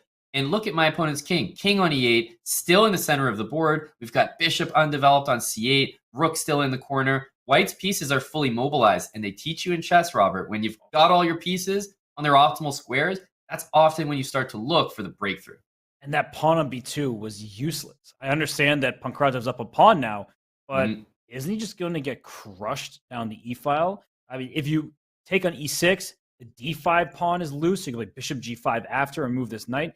It feels like Anish is just thrilled to be in this position, and Pankratov, he still has the light shining on him, but it's not shining on his position, and he is in big trouble. Yeah, there's some storm clouds overhead. I was going to say I expected maybe bishop to f4, but the way Pankratov is playing, it's as if he senses no danger. Like there's no danger radar at all. He's going for queenside pawn after queenside pawn. Meanwhile, the whole king side seems to be falling apart. Yeah, he's attacking his pawn and defending d5, so it's a multi-purpose move. But there's a king on e8, and bishop d1, a simple move. Let's open up the... Why is Pankratov playing so quickly? Yeah, it's an interesting strategy. I feel like he's already intuited that this position is lost, for lack of a better word. Like, I think he might feel that it's lost, and so what are you going to do spending 5 minutes in a pretty dead position? Are you really going to find the antidote all of a sudden, or should you just keep up the speed and at least then you're good on the clock should your opponent mess things up along the way? Truly shocking stuff right now. The other game has started. It's following a similar trajectory as the first game between Duda and Serrano, but this game right now, this could be a match decider. There still will be a fourth game regardless, but with this king on e8 and Anish Giri ready to just claw at this king, bishop g5, trying to take and play bishop h5 check. I feel like there's so many options for white, and there's not a single threat that black has. Yeah, that's the thing. Great point. Black's not doing anything, and black is so not doing anything here that I'm even considering moves like queen to c1. Like, just hit the rook and say, yeah, you've absolutely got nothing to do, by the way. And white's not even down any material, right? No. Oh my no gosh. material. You've just got everything you could ask for. So knight f7 is black in a castle. Always funny when that happens. I know, and I feel like there's so many players that just haven't quite gotten the full understanding of the rules of chess. Your rook is attacked, you can castle. But you probably will get checkmated afterwards. Hey, that's not part of the rules of chess. That's different. just bring all the pieces to the party and we'll get a rook lift. This is what Anish wanted in game one. Exactly. That's a great way to put it. He's got his game with the white pieces. We know Anish, 2,800 level player, and he's got a position where he's on the attack, not down material. Look at how much time. He's got 10 minutes. He's basically probably got 5-6 good options here. He's got so many good options that he doesn't know which one to pick. And he knows he's winning, right? You said Pavel likely feels it as well, but Anish doing the correct thing. He has so much time remaining. Even if he spends 5 minutes on this choice, as long as he finds the path forward, that is what's most important. He has plenty of time after that to fill out the rest of the game. So while we do have a moment here while Anish thinks, let's go to the game between Duda and Serrano. This could be the final game of that match if Duda were to win. And you see the eval bar plummet because we went from a winning position to one that's a little bit more normal. Exactly. But I tell you, if you came and watched the last game between these two players, that eval bar was all the way to the top of the screen, not 10, 15 moves in. So I think Duda, for one, will be happier to have a more normal position here where, he's not running into prep in the opening. In fact, it's him that has sort of, he doesn't have that dangerous prep where you're going to blow your opponent off the board and win all of a sudden. But he does have prep, as in he has a specific structure and a specific type of opening and plan that he's going for. He executed it once, and that's where he got his win in this match. If he can do that again right here, let's not forget, Robert, this match can end on the spot. Yes, and I think Duda wants that to happen because he sees from experience how dangerous Serrano is. He doesn't want to go to a next game and have to deal with some kind of crazy, wild opening theory. And here, with the white pieces, his pawn on e4 is under attack by two of black's pieces. The bishop on h3, why is it there? The last move was bishop h3 by Duda. And after queen c6, he goes bishop back to g2. So on one hand, you're like, what? You just wasted a turn. On the other, you're like, hey, you're a strong player because you're willing to admit that your bishop belongs on g2, cover that d5 square, protect e4. And sorry, what is black's plan exactly? The pawn a5 stops the b5 push. You take en passant and d5. Give me that square. Thank you very much. Yeah, and that's obviously a really advanced concept here. When you think about it, I've seen 1200s play bishop h3 and bishop back to g2. That's called wasting time. But at a really high level, sometimes you can do that when your opponent displaces their pieces and does so in an unfavorable way. So here, the queen on c6, it doesn't want to be on that square. After something jumps into d5, the queen's going to be attacked maybe by the pawn. So the queen is found herself on a square that's not ideal for the current position. And guess what? If black now plays queen back to c7, white says, okay, castle, I've got my bishop on g2, which is where I wanted it in the first place. And you stole a tempo in the process. So I like it. I think Duda is playing cleverly, and there's no clear plan for Serrano. The only plan that you typically have in such a position is to push your pawn on the b file. But as soon as that pawn pushes, we take en passant. And this is not a winning situation, but knight a5 comes with tempo. Another benefit of having the queen out on c6 from white's perspective is now the queen has to move. And then you can just castle, maybe play queen d3 like he did in the first game. And white has good control. Mm-hmm. Yep. No, this is... but I think this is also the game that Duda wants. I don't remember exactly what happened to Serrano in the previous game, but he's no doubt looked at that, trying to learn from how that game went. And he's definitely got a much more interesting position for himself here. The bishop can get out to the e6 square. c4 is a target for black's pieces, and there's also very clear open files for the rooks. Rook b8, rook f to c8. And the b2 and c2 pawns come under a lot of pressure. Yeah, he's something very clear to play for. I agree with you here. And it still says white should have a slight plus. The a6 pawn is a long-term weakness. The d6 pawn is backward. The d5 square still under white's control. So from that perspective, I think that Duda can be quite happy. I would probably start with queen d3, just like we were talking about with the queen on c6. If we drag the bishop to e6, now after knight d5, I don't know if you want to take with the bishop. You can. I take back. If you take with a knight, then when I take, I gain the tempo against your bishop, and I'm ready to castle. So this is a game of cat and mouse. Yeah, very double-edged, certainly.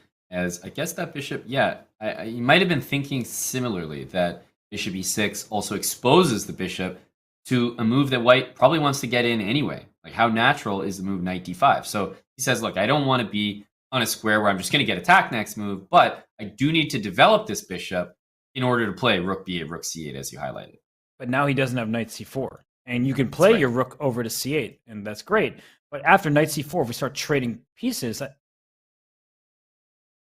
Interesting. So he goes all the way Because look, truly you do need a rook on the a file. The a6 pawn is weak, and you don't want to give it up for nothing. But I did expect rook to c8 to try to gain control of the c4 square. Now after rook b8, there's no knight c4. Honestly, for black here, the main idea or move that I'm looking at is actually knight g4 way on the other side of the board, because I don't know what else to do with black's position. And rook fc1, I think we understand what Jan Chisov's going for. Is knight d5 was stopped because the b2 pawn was hanging. With the rook here, once the knight moves, thank you very much. Let's just push these pawns up the board. So I feel like Jan Chisov has a very good handle of the position. He will probably play bishop d2. There's no easy way to pile up more pressure on this pawn. You need your bishop to get out to c5. But unfortunately, there's a pawn on d6 in the way. And even still, the bishop can always drop back to e1 to defend. So the game is easier to play for JKD, and he's also up a point in the match. Exactly. And actually, you got to go to the other game. I'm sorry, Aman. Let's do it. Spicy. JKD with a very, very firm grip on that position. But I tell you, one position that I'll tell you that Pankratov does not have a firm grip on is this one. This reminds me of the game between Serrano and Duda in the last round. Total madness here. Isn't Giri up a pawn? Like, he's not down any material, and there's a threat of... Is that checkmate? It's checkmate at 1! It's made. It's checkmate in a single move. What was that game? And Pankratov hasn't even reacted. Now he moved it's a different way, I think, of handling a dead loss position. I think there's a couple ways to do it. We saw Duda. He was in a position that was probably just as dead loss, Robert. And he tanked. He was upset visibly. And Pankratov is just kind of like, whatever. If I die, I die, This is checkmate. The king is caught in the middle of the board. Can't go anywhere. What just we left for like a few minutes just to show the other game. And crazy. Knight d7. Whoa. What a move, by the way. Just opening up lines against this king. And Pankratov went knight d3. And he doesn't even play bishop takes with the pawn. So if bishop takes on f6, there's still bishop h5 check. And maybe e7 as well. Oh my gosh. Like, the king goes up here. I think the problem now is like you just go rook a1 and d5 is loose. Yeah, d5 is hanging. This is just miserable. So this happens, and rook a1 anyway, and he gets checkmate in the center of the board. Wow, this is as one-sided of a game as you could possibly see at this level. You don't see mates just pop on the board, and it almost looked like a checkmate that neither player really noticed until it was there, and I was like, wait, is that mate in one? Yeah, when the bar goes from plus a million to 1-0, the game is over. I can't even look at this game anymore. So Anish Giri wins it. He goes up 2-1, and Pankratov will get the white pieces.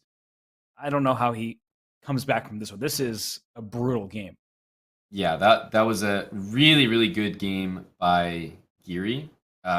Take the white pieces, and he really just stuck it to Pankratov that entire game. So I thought he played tremendously, and now the pressure is back on Pankratov. But before we get to that, the pressure is actually on Alexei Serrano to stay in this tournament. He can't lose this game. And he's in a bad position. The knight went back to d1. Knight retreats are often the hardest moves to play in chess. It covers f2. It allows c4, b4, and those pawns are just marching up the board, kicking black's pieces back. And what are your rooks doing exactly on a8 and b8? That's right. Yeah, knight g4 was sort of a one-tempo move to try to take the bishop. But actually, I think the bishop is almost on greener pastures right now. Supporting b4 is so important. Once white gets the moves that you've highlighted here, b4 and c4, next move is h3. I think the advantage is overwhelming. This is really bad for black. And Serrano, look at him. He doesn't look very happy. He's calculating. He will work hard, because if he holds this game, he does get another chance with the white pieces. But the way the match has been going, after a first-round loss, he almost gets the second-round win with great preparation. But as I was kind of indicating before, Aman, I feel like as a chess player, psychologically, you're even more harshly impacted when you should be winning after 15 moves. It's like I did everything I worked on at home, and then after that I played badly. So you start second guessing yourself. Yeah, that's a great way to put it. Because he can't do that right now. You have to trust yourself with black. Also, knight g4, I mentioned that was kind of the only aggressive idea that I noticed for black. He's played it. And now that he's played it, yeah, Robert, I'm kind of out of ideas. So, like, what do you do as black? I see myself getting pushed back with b4, c4. Like, f5 is an idea, but the rook on a8, you never can play f5 in these positions. So I'm really unsure how to get things to work other than just to let white gain the space they're going to gain and just play a slightly worse position. So what's even the defensive setup? Where do black's pieces belong? Do you just shuffle your king? I don't really know what to suggest. Yeah. First of all, the knight on g4, it has to retreat. Like, it has to end up back on f6. I'm looking at the dark square bishops, and just because I need something to do, I'm looking at bishop g5 just as at least an idea, something to play for. I like that move, actually. Bishop g5. The downside is d6 becomes tender, but on the plus side, this is a really bad bishop only defending that pawn. So, It ain't much. It's just, yeah, b4 still happens. The queen is going to have to retreat to c7. And I guess as black, like, I want to play bishop e6 and queen c7, and probably my knight on b6 needs to reroute. But look, I don't have a lot of space as black. I'm probably saying bishop g5 is my only idea. I'm with you, actually. One thing that's coming to mind now is bishop g5. Oh, he plays bishop e6. But if we can get an analysis board and just show you a sample line, that bishop g5, b4, maybe there's queen d4. We saw Anish do something like this. And the point is, this b4 pawn will lose its defender if the dark square bishops are traded. So the pawn structure doesn't look ideal. And you may say, all right, I'll take it. I'll play e5. Yes, I get a tactic against this rook down here. Black's like, you sure you want to do that? Because when we get to this point, I will just take you on a8. And now I have these light squares to work with. The knight f3. This pawn is a target with a knight coming to d5. This is exactly what black wants, a chance to breathe and have some play of his own. Yeah, that's a really cool line. And bishop e6 was played, so I'm not sure if bishop g5 was the best move in the position, but bishop e6, it just looks like the play is too easy, because now now h3 can happen, force the knight back to f6. There's no more bishop g5 stuff, and then c4. And once those two moves happen, I don't see anything. Yeah, all I can do is shake my head, because then this knight, which retreated from c3, will go to e3 and into d5. So JKD's plan, so simple. And once this knight gets to d5, please take me. Because when I take with the c pawn, imagine a pawn here, then my knight gets into c6. So every single decision for Jan Shistov gains him something important. And every move that we see, it looks like Alexei has not moved in like 10 turns. Yeah, exactly. His position looks identical. His position on camera looks identical. He just doesn't know what to do, because white's covering everything. It's just, I feel like white took some steps back, covered everything. And as soon as things were covered, all of a sudden it's like full offense. This feels like a classic counterattack, in a football match where, everybody's just running up the field, and all of a sudden b4, c4, h3, and the pieces are just getting kicked back for black here. Yeah. This is just really nice stuff from Jan Shistov, and he's one of the best rapid players in the world, whether it's over the board or online. He's won some very prestigious events. He won the what's it called, the Oslo Esports Cup, if I'm getting the name correct, in the Champions Chess Tour. He won the Superbet over the board event in Poland. He's a force, and right now he's +3 in this position. Black's not even down material, but white is just making the most obvious moves. Yeah, and Duda's not thinking too much about his moves here. b4, c4, king h2, knight e3. He knows what's necessary in the position on how to improve it. And honestly, he's doing nothing wrong right now. It would be a real shame for Duda not to convert this. But we have seen crazier in this match. That's all I'm going to say. If Serrana, as strong a player as he is, can somehow mess up that position, up a couple pieces, and deepen his very, very good prep, then don't count Serrana out of the event just yet. but Serrano is playing Fischer random while Duda is playing chess. I mean, this is just really unfortunate for him. I've been in this position with the black pieces before. You're just getting squeezed from every direction. There's a knight on a5. There's a knight on d5. You don't have a single idea. I often say the side that controls the pawn breaks is the side with the advantage.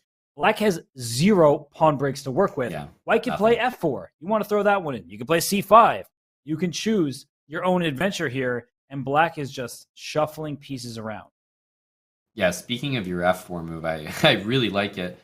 Sometimes in positions like this, I feel like, personally, I have this instinct to take too much time and sort of build it up really slowly, but oftentimes you miss your chances, and f4 could be one of those chances here. It looks really powerful.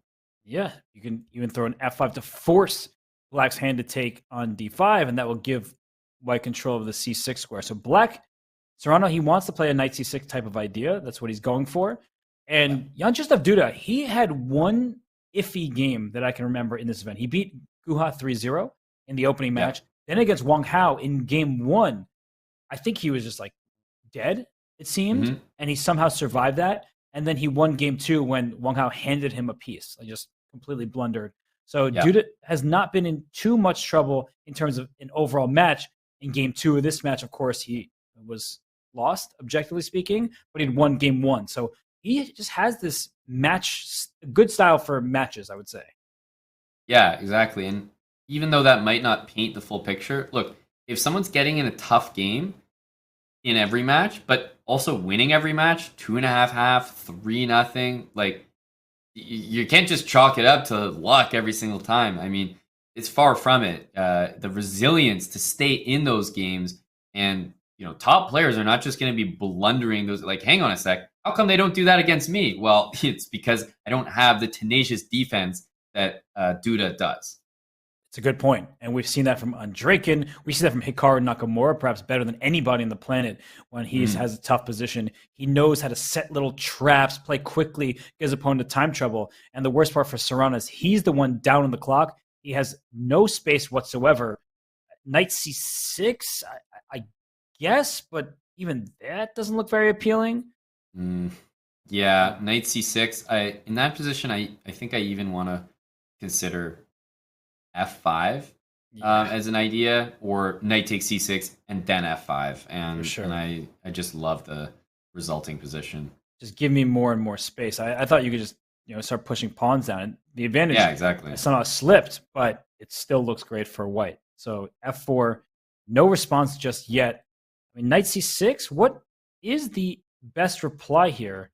Oh my gosh, it's that simple. Just take first and then f5. The bishop's trapped. Oops. Wait, did this just happen? Yeah, that's an oops that I could say I'm guilty of, and unfortunately we have another perpetrator, Robert. Well, you never want to take on f6, right? That's not something it's weird. Exactly. But now it works because the bishop's trapped. Yeah. And Serrano, look at him. He recognizes, he's like, wait, oh no. And that's it. That's going to be the match. I mean, I can't imagine. The funny thing is, Serrano probably feels the same way Duda felt last game right now. He's got that, it's just dead lost. And to Duda's credit, somehow he stuck in there. I would just be impressed, though, if we could see the same out of Serrano here. He's going to lose that bishop, and it's got to be the game, you feel. It's just not going to work out, obviously, but I think you take, and then once this pawn takes an e6, you take back with the pawn. He's at 6 and knight on d4, but he's going to be down a bishop for just one pawn. And everybody at home, he didn't take this bishop right away because the bishop was still trapped. He knew it was the best choice, but maybe there was some other move that was slightly better. Ultimately, he's like, give me that free piece. I like the fact that he didn't essentially pre-move. Yeah, exactly. Like, you do want to cash in, of course, but there are other moves available. And if a piece is trapped, it's a really good principle to understand that you don't have to be in a rush to take it. No. And for Serrano, when you see the disappointment on his face, even getting here, huge accomplishment. He beat Vidit Gujrathi and Shakir Mamedyarov. Those are two powerhouses in the chess world. His time at the CGC is about to come to an end. He is not going to make it to Toronto but he will leave with $15,000 and honestly some great match victories. Yeah, that's a lot to be proud of for sure. But let me just tell you that he's thinking about none of that right now, as he's wallowing in the fact that this position is hopeless and he will very likely be knocked out as another pawn gets picked up by Duda. So much to be proud of for Serrana, but I think, we are our own worst critic. And right now he's only thinking about that blunder a couple moves ago. I just feel for him. That's what I'm thinking about here is just you see it on his face, how well he's played throughout the global championship thus far. And his time in the event is coming to an end as Duda just played a great day of chess. And you will say, well, game 2 wasn't so great. No, it actually showed something great. Greatness doesn't come from just winning games and crushing people. It also is shown in moments like that where your back's against the wall and you still have the fortitude to survive. And he's earned his spot into Toronto. I don't think he is going to let this game slip. I know there are commentators' curses, but come on, Aman. You can't possibly jinx this position. We're not that much of bad luck, are we, Robert? Surely not. No, I can't see it happening, especially just how much time is on the clock and the imbalance right now. It isn't even the case that they're both down to 30 seconds or that one side is ahead of the other. No, it's actually JKD who's up a piece and up time. So he seems to have all the trump cards right now. He's doing great. And he's still locked in, even though he knows that this match should be over. He's not rushing. He's not just moving pieces that he thinks will just be good. He's calculating, and that's a really important. Look at that move. E5, a pawn sacrifice to bring the queen in here, attacking this pawn, opening up the bishop. He's going for checkmating attacks. He's trying to push his B pawn, and that was the best decision. Yeah, that's incredible. Like, I'm even sitting here just, admiring what just happened, because I probably would have played rook b1 and tried to push my b pawn, whereas this conversion is just so much more pure. This is exactly what the engine wants. This is the most lethal way to convert things. And I like to move rook f1, offering a trade, trying to bring the rook into the game if the rook avoids that trade. And he is up a piece for 0 pawn, so a full piece at this point. And going after the black king should be very swift. Yeah, and I'm sure he's considering moves like bishop takes h6 here. They are actually playable, but I agree. Keep it simple. Rook f1, trade things. Like, that if you get the rooks off the board, queen e8 and bishop d3 is game. Oof, rook b8, just keeping the rooks on because you need some hope. And your bishop h6 idea, Aman, looks very powerful. Rook f7 first. How can you complain about that? Bishop h6 to follow. Yeah, I think bishop h6 will be most likely the next move. Very difficult to see anything wrong with that. There's only one check in the position, and it's a sacrifice that doesn't give you a next check. So bishop takes h6 is certainly a great move. And for Duda, he doesn't need to get fancy. He could make other moves as well, obviously. Yeah. Bishop d5 looks pretty good, just trying to go after the king. Yep. Queen f5 just to trade rooks. But bishop h6. Agreed. Duda style. Agreed. So many ways here where, there's no point in speculating about which one or this one's better than that. No, it's very much just stylistic. And wow, on the board, rook e7 and GG, a win for Duda, Robert.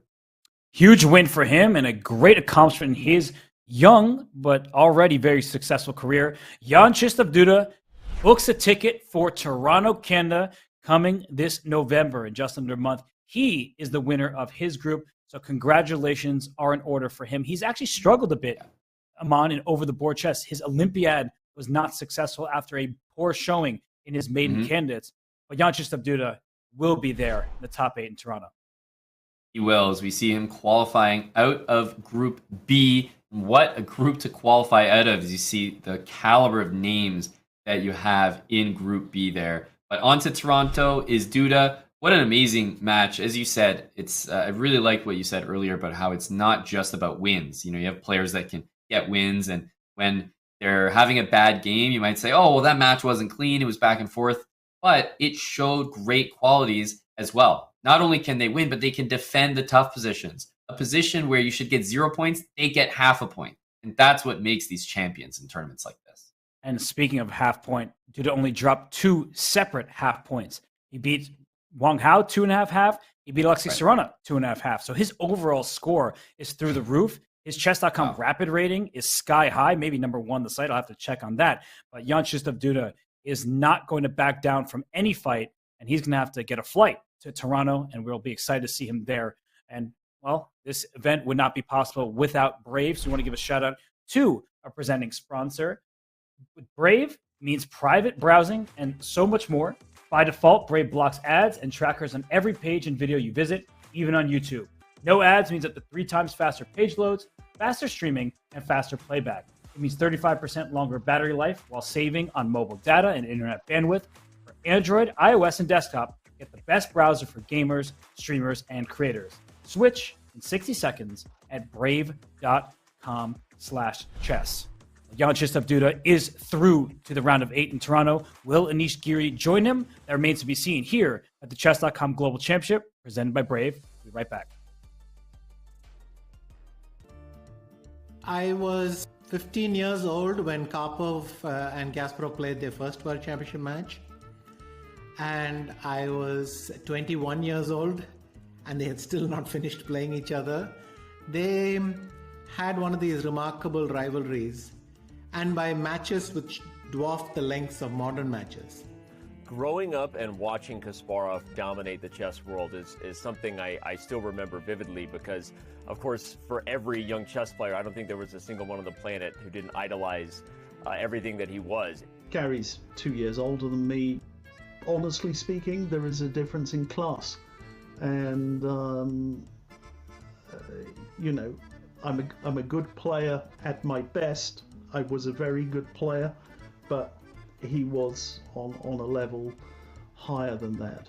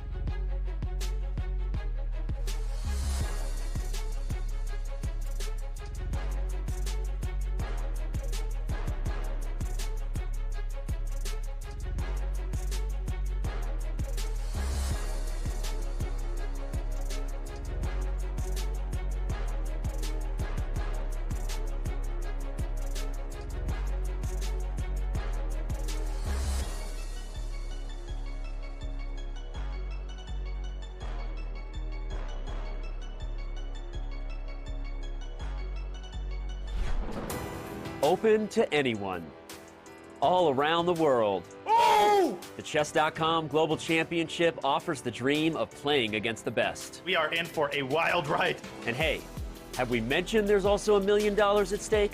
The total pot is $1 million. No, that is not a typo. The prizes are unbelievably generous. The CGC knockout phase has hit crunch time. We began with thousands of players, now only a handful remain. 131 moves is what it took for Wesley So to make it to Toronto on an unbelievable defensive effort, Aman. No matter who you are, things are about to get very, very real.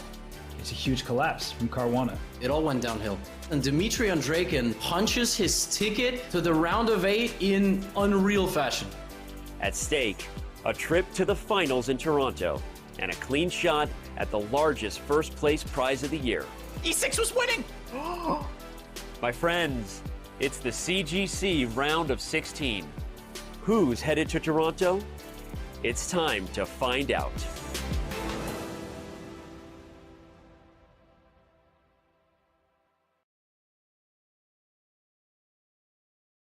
The last man in that video, Jan Krzysztof Duda, just clinched his spot in the top 8. Will Anish Giri join him? That is the question that we have. I'm Grandmaster Robert Hess alongside my friend Grandmaster Aman Hamilton. Aman, Duda, very impressive. Anish Giri, very impressive in game 3. Do we think Pavel Pankratov can bounce back in game 4? Well, you know what? In this competition, Robert, I don't think that Pavel has gone out without a fight ever. You know, he's been down, he's been up against these top players. So I'm going to say yes, absolutely. Don't count him out of this match. Pavel now gets the white pieces in game 4. Yes, he's down a point, but look at that bracket. It's all about making it to the next stage, and Pankratov has made it this far. Don't think he's going to roll over just because he's down 1 point to Giri here. Giri has to be very mindful of the fact that Pankratov is going all out. He's got nothing to lose, and he's got the white pieces. So I think we're going to see a big push from Pavel here in game number 4. And Pavel beat Nurbek Abdusattorov in a must-win game with the black pieces just to make it to that Armageddon. So you're right that Pavel has trailed, and he has still made his way through to this stage. But Anish Giri is one of the best prepared players, one of the most solid players on the planet. I don't really see him losing. Yeah, what I do wonder, though, is what we're going to get out of the opening. Like, are we going to see more weird shenanigans with G6, E6, C5? Because it looked like Giri couldn't decide on an opening, so he picked 4 last time. Like, what's he going to do this time when it's clear that the match situation is different? Wow, an E4 by Pankratov, not D4 this time. And we get a Sicilian. Not a real surprise because Anish Giri has made courses on the Najdorf. But in a game where a draw is sufficient, playing a Najdorf, maybe some risk to that. Definitely. Yeah, at this point, obviously shades of the other match coming in here as, wow, the players are blitzing out. And I was going to say, if you're going into an open Sicilian against Anish Giri, you better know your openings.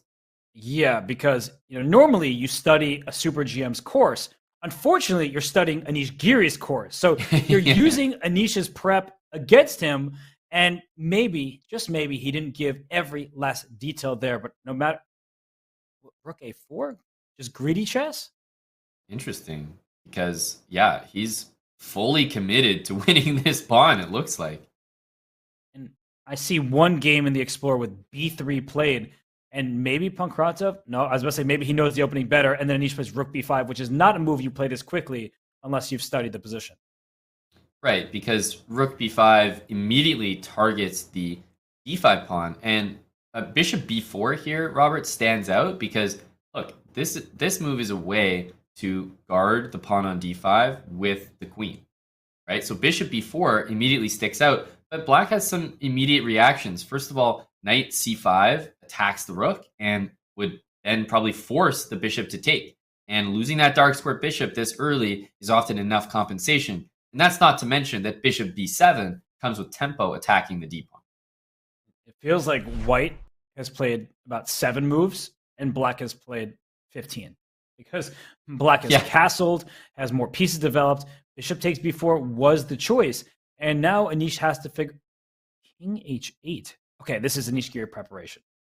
For sure. And I was also going to point out, like, just to extend your thought, White's pieces have all moved like 3 times to get with it. You know what I mean? Like Knight F3, Knight D2, Knight C4, Bishop E3, Bishop D2, Bishop B4. And you think about how the moves have been made from Anish, it's very deliberate. You know, every piece moved once. So that's why it feels like he's way ahead. And guess what? You called it. King H8, best move in the position. Yeah, I'm sniffing out Anish Giri preparation at the moment. King H8, and now Pankratov's on the clock. So he prepared up to this point, and now he's like, all right, now I'm on my own. I'm playing one of the best Najdorf players on the planet. Bishop takes D6 is played. Now, Anish has a few choices. He can take on D6 because that distracts the knight.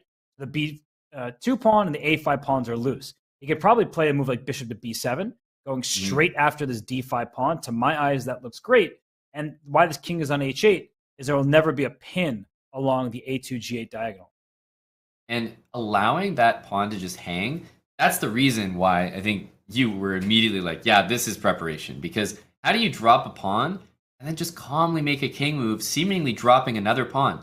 I'm not sure if Pankratov is doing this because of the match situation, but I think it's probably the right strategy. I know that it sucks, that feeling when you're going into your opponent's prep, but hey, there's no immediate reason why you can just look at this position and say, yeah, this is bad for White. At the moment, if you're Pankratov, you're in a must-win game. They're currently up 2 pawns. It's like, hey, prove it. Yeah. And I like the featured chat we had before that said this is essentially an Armageddon game for Pankratov without time odds. So he's been great in Armageddon with the white pieces. He has the white pieces here, but Anish Giri has all 15 minutes to start the game. So knight c4 back, I think rook b5 back makes perfect sense. Just keep an eye on these pawns, Right. but white is up a pawn for the time being. That's right. And I think that might change. So if you play bishop e2, right, and just want to get developed, I'm looking at bishop to b7 and pawn to d6. I think you take on g2. Why not? One rook on g1 is not going to lead to checkmate. There will be a passed pawn, and that's frustrating. But look at the rook on a4. Pieces are all over the place for white. It's like you kind of throw pieces up in the air, and some land on various squares. Yeah. And I guess black's pieces landed on nicer squares than white's because it looks a little disorganized right now. Bishop b7, definitely the move I'm considering. But also, don't count out moves like knight c5, knight f6 even puts pressure on the d pawn, and we just want rook to d5, whether it captures a pawn or not. And you see the players, similar poses right now, hands on head. And I know that Anish has been taking this event very seriously. And you may think he won his first 2 matches. He beat Raunik. That was a wonderful match. I still think the best of the entire event so far. But you may think, oh, he's playing the 7th seed. He's playing someone lower rated. Like, he should breeze through. He's been taking this whole event super seriously. And with the position he has now, Aman, he's looking like he's in great shape to join Jan Krzysztof Duda, Hikaru Nakamura, Andreykin, Levan Aronian, and Wesley So in Toronto. 100%. Like you called it, this is such an important match for honestly both of these players. But I love what you said, and I echoed it in previous commentary as well about Anish clearly taking this event seriously. We've seen players bring out preparation that they might have been saving for years, and they're bringing it out on the biggest stage here, the Chess.com Global Championship. That just shows how seriously the players are taking the event and what's at stake here.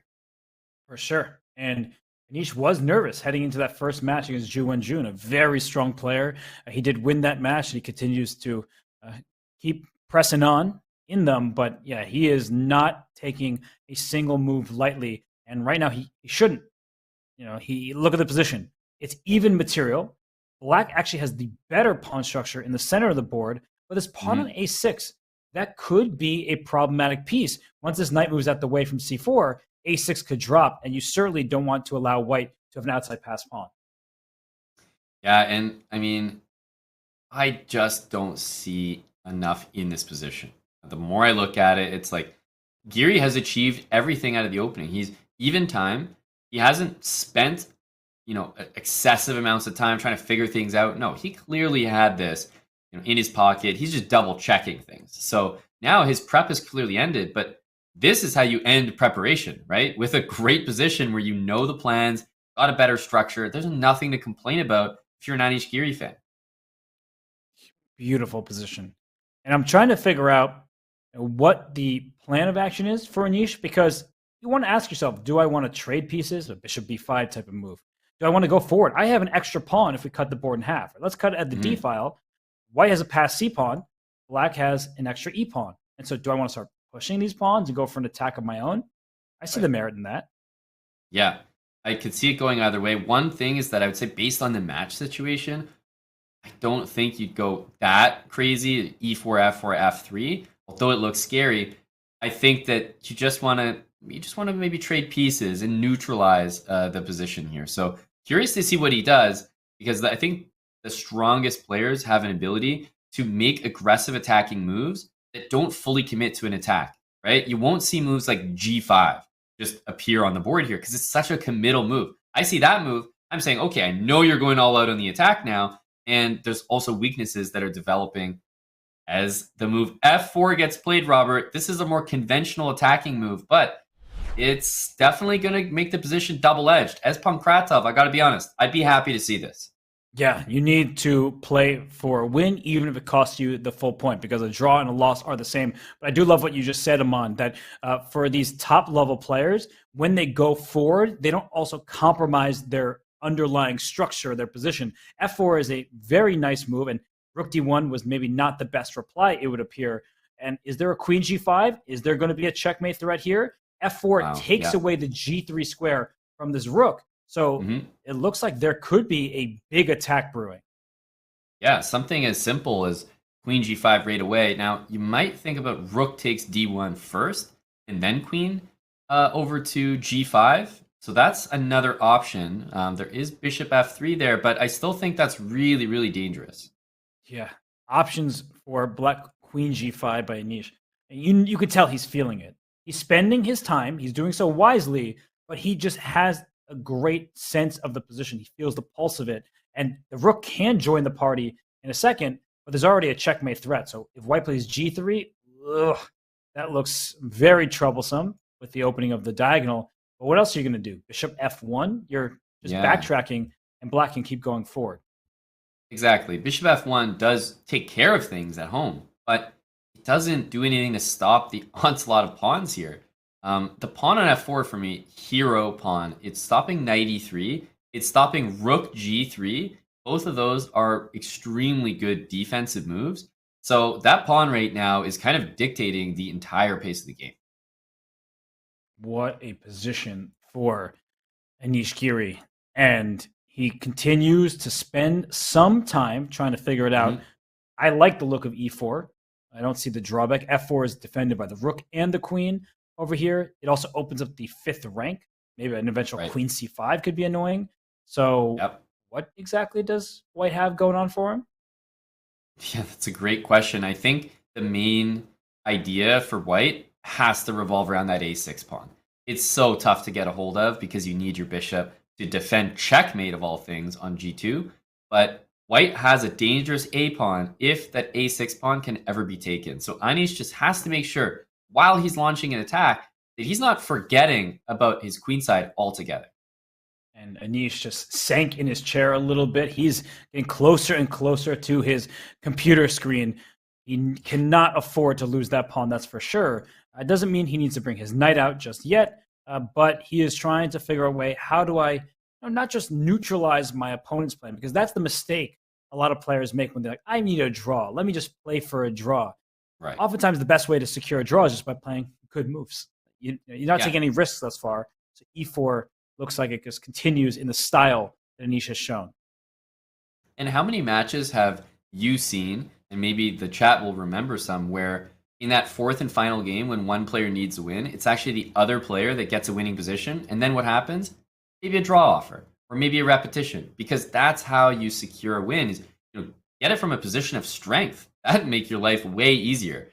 So I totally agree. You don't want to just sit here, try to trade everything, because in fact, if you do that, you could be letting your opponent off the hook and not being objective. And I think when you lose your objectivity in chess, that's when you start to miscalculate and eventually make a mistake that you regret. For sure. And Pankratov, look at him.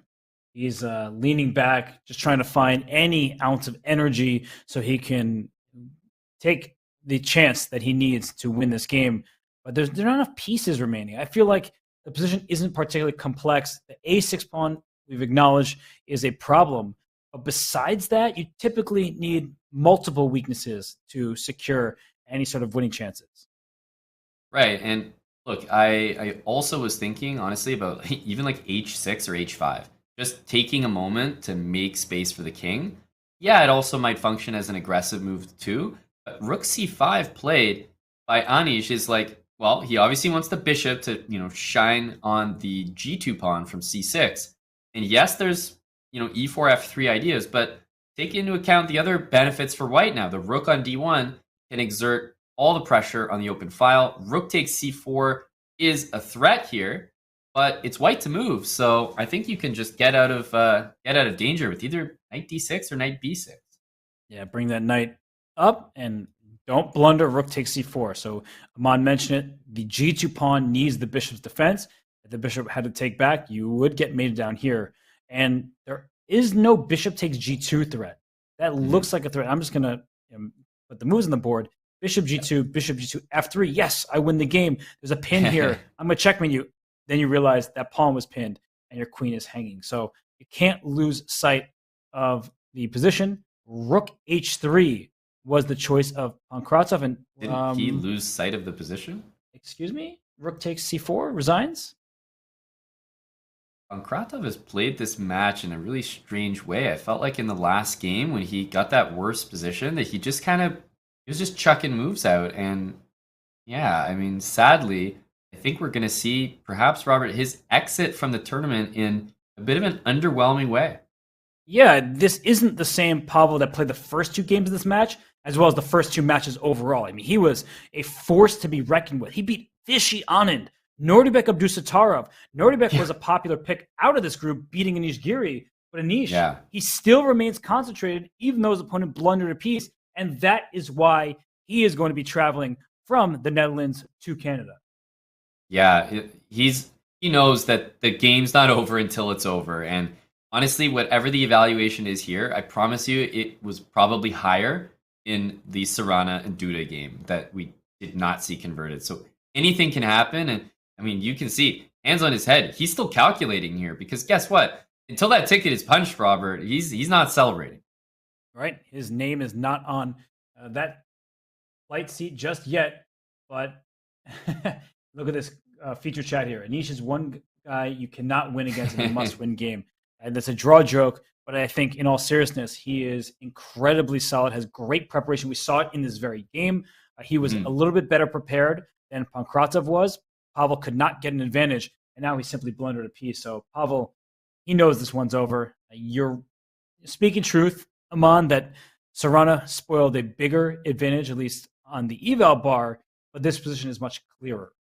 Yeah. I definitely agree there. And Rook G3 is a cute move, right? In fact, it's using the exact trick that you mentioned earlier, was that you got that pin. But Robert, I think you'll agree at this point, yes, the rook on c4 is hanging, but the problem is when the queen moves, your rook will be hanging as well on g3. Exactly. So queen moves. Thank you for your rook. Well, thank you as well. It's nice to do business with you, and that should scoop up enough material for Anish to just move on here. And Pankratov, I feel for him. I mean, he earned so much respect from fans who had no idea who he was. And now they'll remember, wait, Pankratov, that's that guy who made it to the round of 16 and he beat Vishy, he beat Nordibek. It just wasn't his day. And you cannot have an off move, let alone an off day, against a super GM. No, you can't. And is so punishing, so unforgiving, especially the knockout format. And Anish just brings the queen back to relative safety, just somewhere where it protects everything. And with a pair of hanging rooks on the board, it will be an extra piece for Anish. And with everything that's on the line here, I don't think Anish is going to have any problem converting this one. Anish spent over 1 minute on that move. So this, for everybody watching, is what you should do in your own games. Don't just play quickly when you're ahead. Do like Anish Giri, win your games. And that is a ticket booked. Final score, 3-1 in Anish Giri's favor. The Dutch #1, the top 10 player in the world, everybody's favorite troll on Twitter, has made his way through to Toronto. Amazing. He's a lot more than a Twitter troll, although I think he's a grandmaster there as well. Really impressive, I think, match overall. Yes, I think the first couple games went the way that Pankratov was looking for, but Giri also didn't do anything wrong either, right? Good games, played well. I mean, you just can't find those wins that easily. So he sussed things out. I think he had some interesting openings and preparation. He had a few chances, couldn't put them away, but in game 3, Robert, he came through with just a brilliant game to gain the advantage and ultimately put the pressure on Pavel in game number 4, where he was up 2-1 and his opponent needed to play a little bit more loose. Yeah, and Pavel, you could argue, did some of the work for Anish by taking down Vishy and Nordibek, but that's right. Anish got through June. It was a bit of a shaky match. He wasn't as convincing as he became, but beating Raunik Sedwani the way he did, I've already said this so many times, like a broken record. You beat Raunik in that manner. Nobody does that, but Giri did, and he continued that into today's action.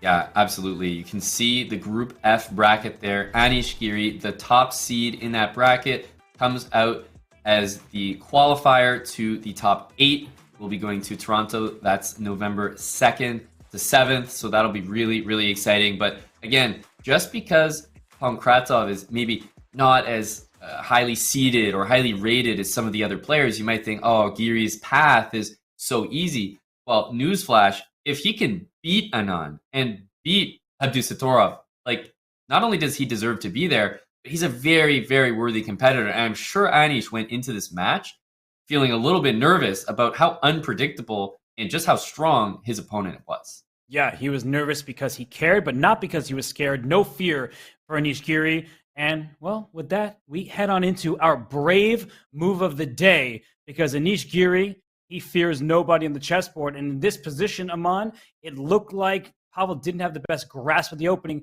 He played rook takes b4, and that gave Anish the time he needed to pounce. Yeah, I think the light bulb was all of a sudden going off in Anish's head. As in this position, I think rook b4 was not the anticipated capture. Knight takes pawn, bishop takes pawn on b4.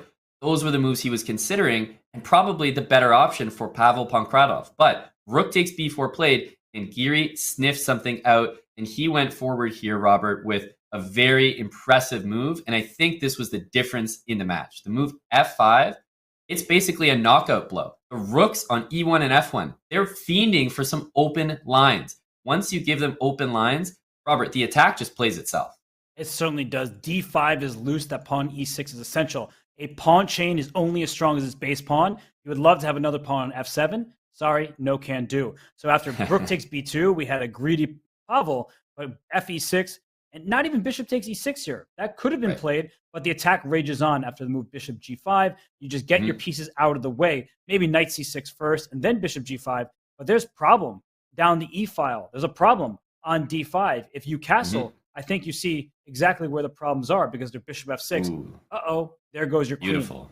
You get a pin and win, or you get a discovery and win. Either way, the queen is lost. So Aman, after fe6, not even taking back on e6, it just felt like Pavel made Anish's life as easy as possible.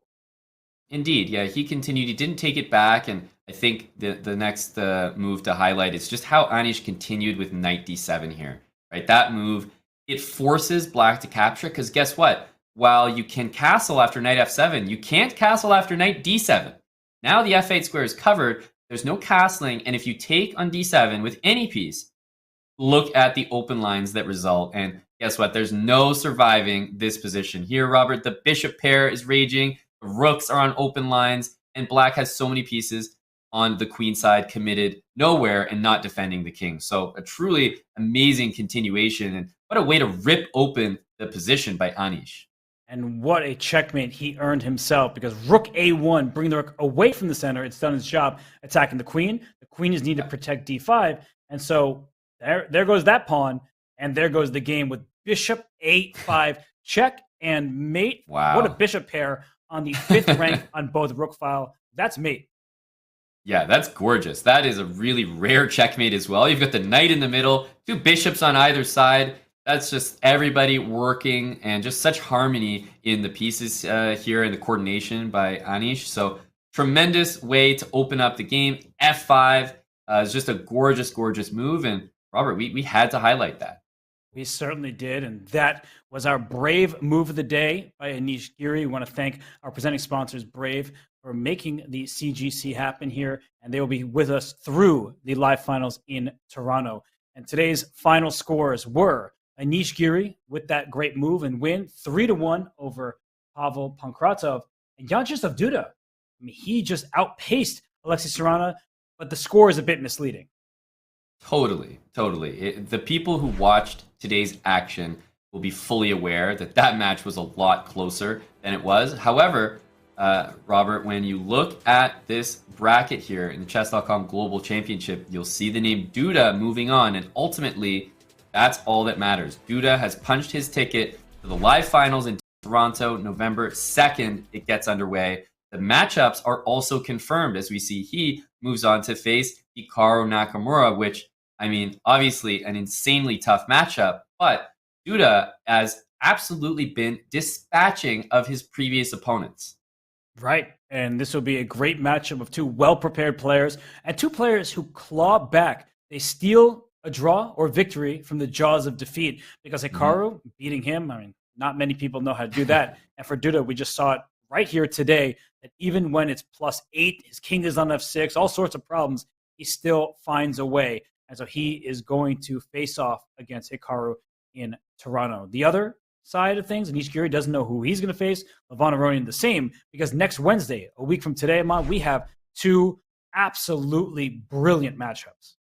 Yeah, this is going to be so exciting for so many reasons, Robert. Obviously, I think everyone wants to know, what are the final matchups going to be? Who are going to be the 8 players that play in Toronto? And of course, this is how we get to know the answer to that. So you've got that storyline, but also you've got players that are so competitive here. Ding Liren and Nihal Sarin is such an interesting matchup. I'm so excited for that one. And then meanwhile, you've got Jan Nepomniachtchi and Timur Rajabov. Timur was, so candid in his interview as well. I think he's really surging in chess lately, and Jan pretty much needs no introduction. It's been his year. It's been his couple of years as he's been putting up good result after good result. Yeah, we have the World Chess Championship contestants in Ding Liren and Jan Nepomniachtchi, and then we have one of the young guard in Nihal Sarin, one of those upstarts, obviously a superstar in his own right, made the semifinals of the Speed Chess Championship a year ago. And then Timur Rajabov, who was cast aside, written off. And then he said, what was that? I'm going to crush the second half of the candidates. Then I'm going to beat your other hopeful from India, the teenager Arjun Erigaisi. Now, why not? Can he beat Jan Nepomniachtchi? Remains to be seen. But Aman, he's been playing some great chess in recent months. He has.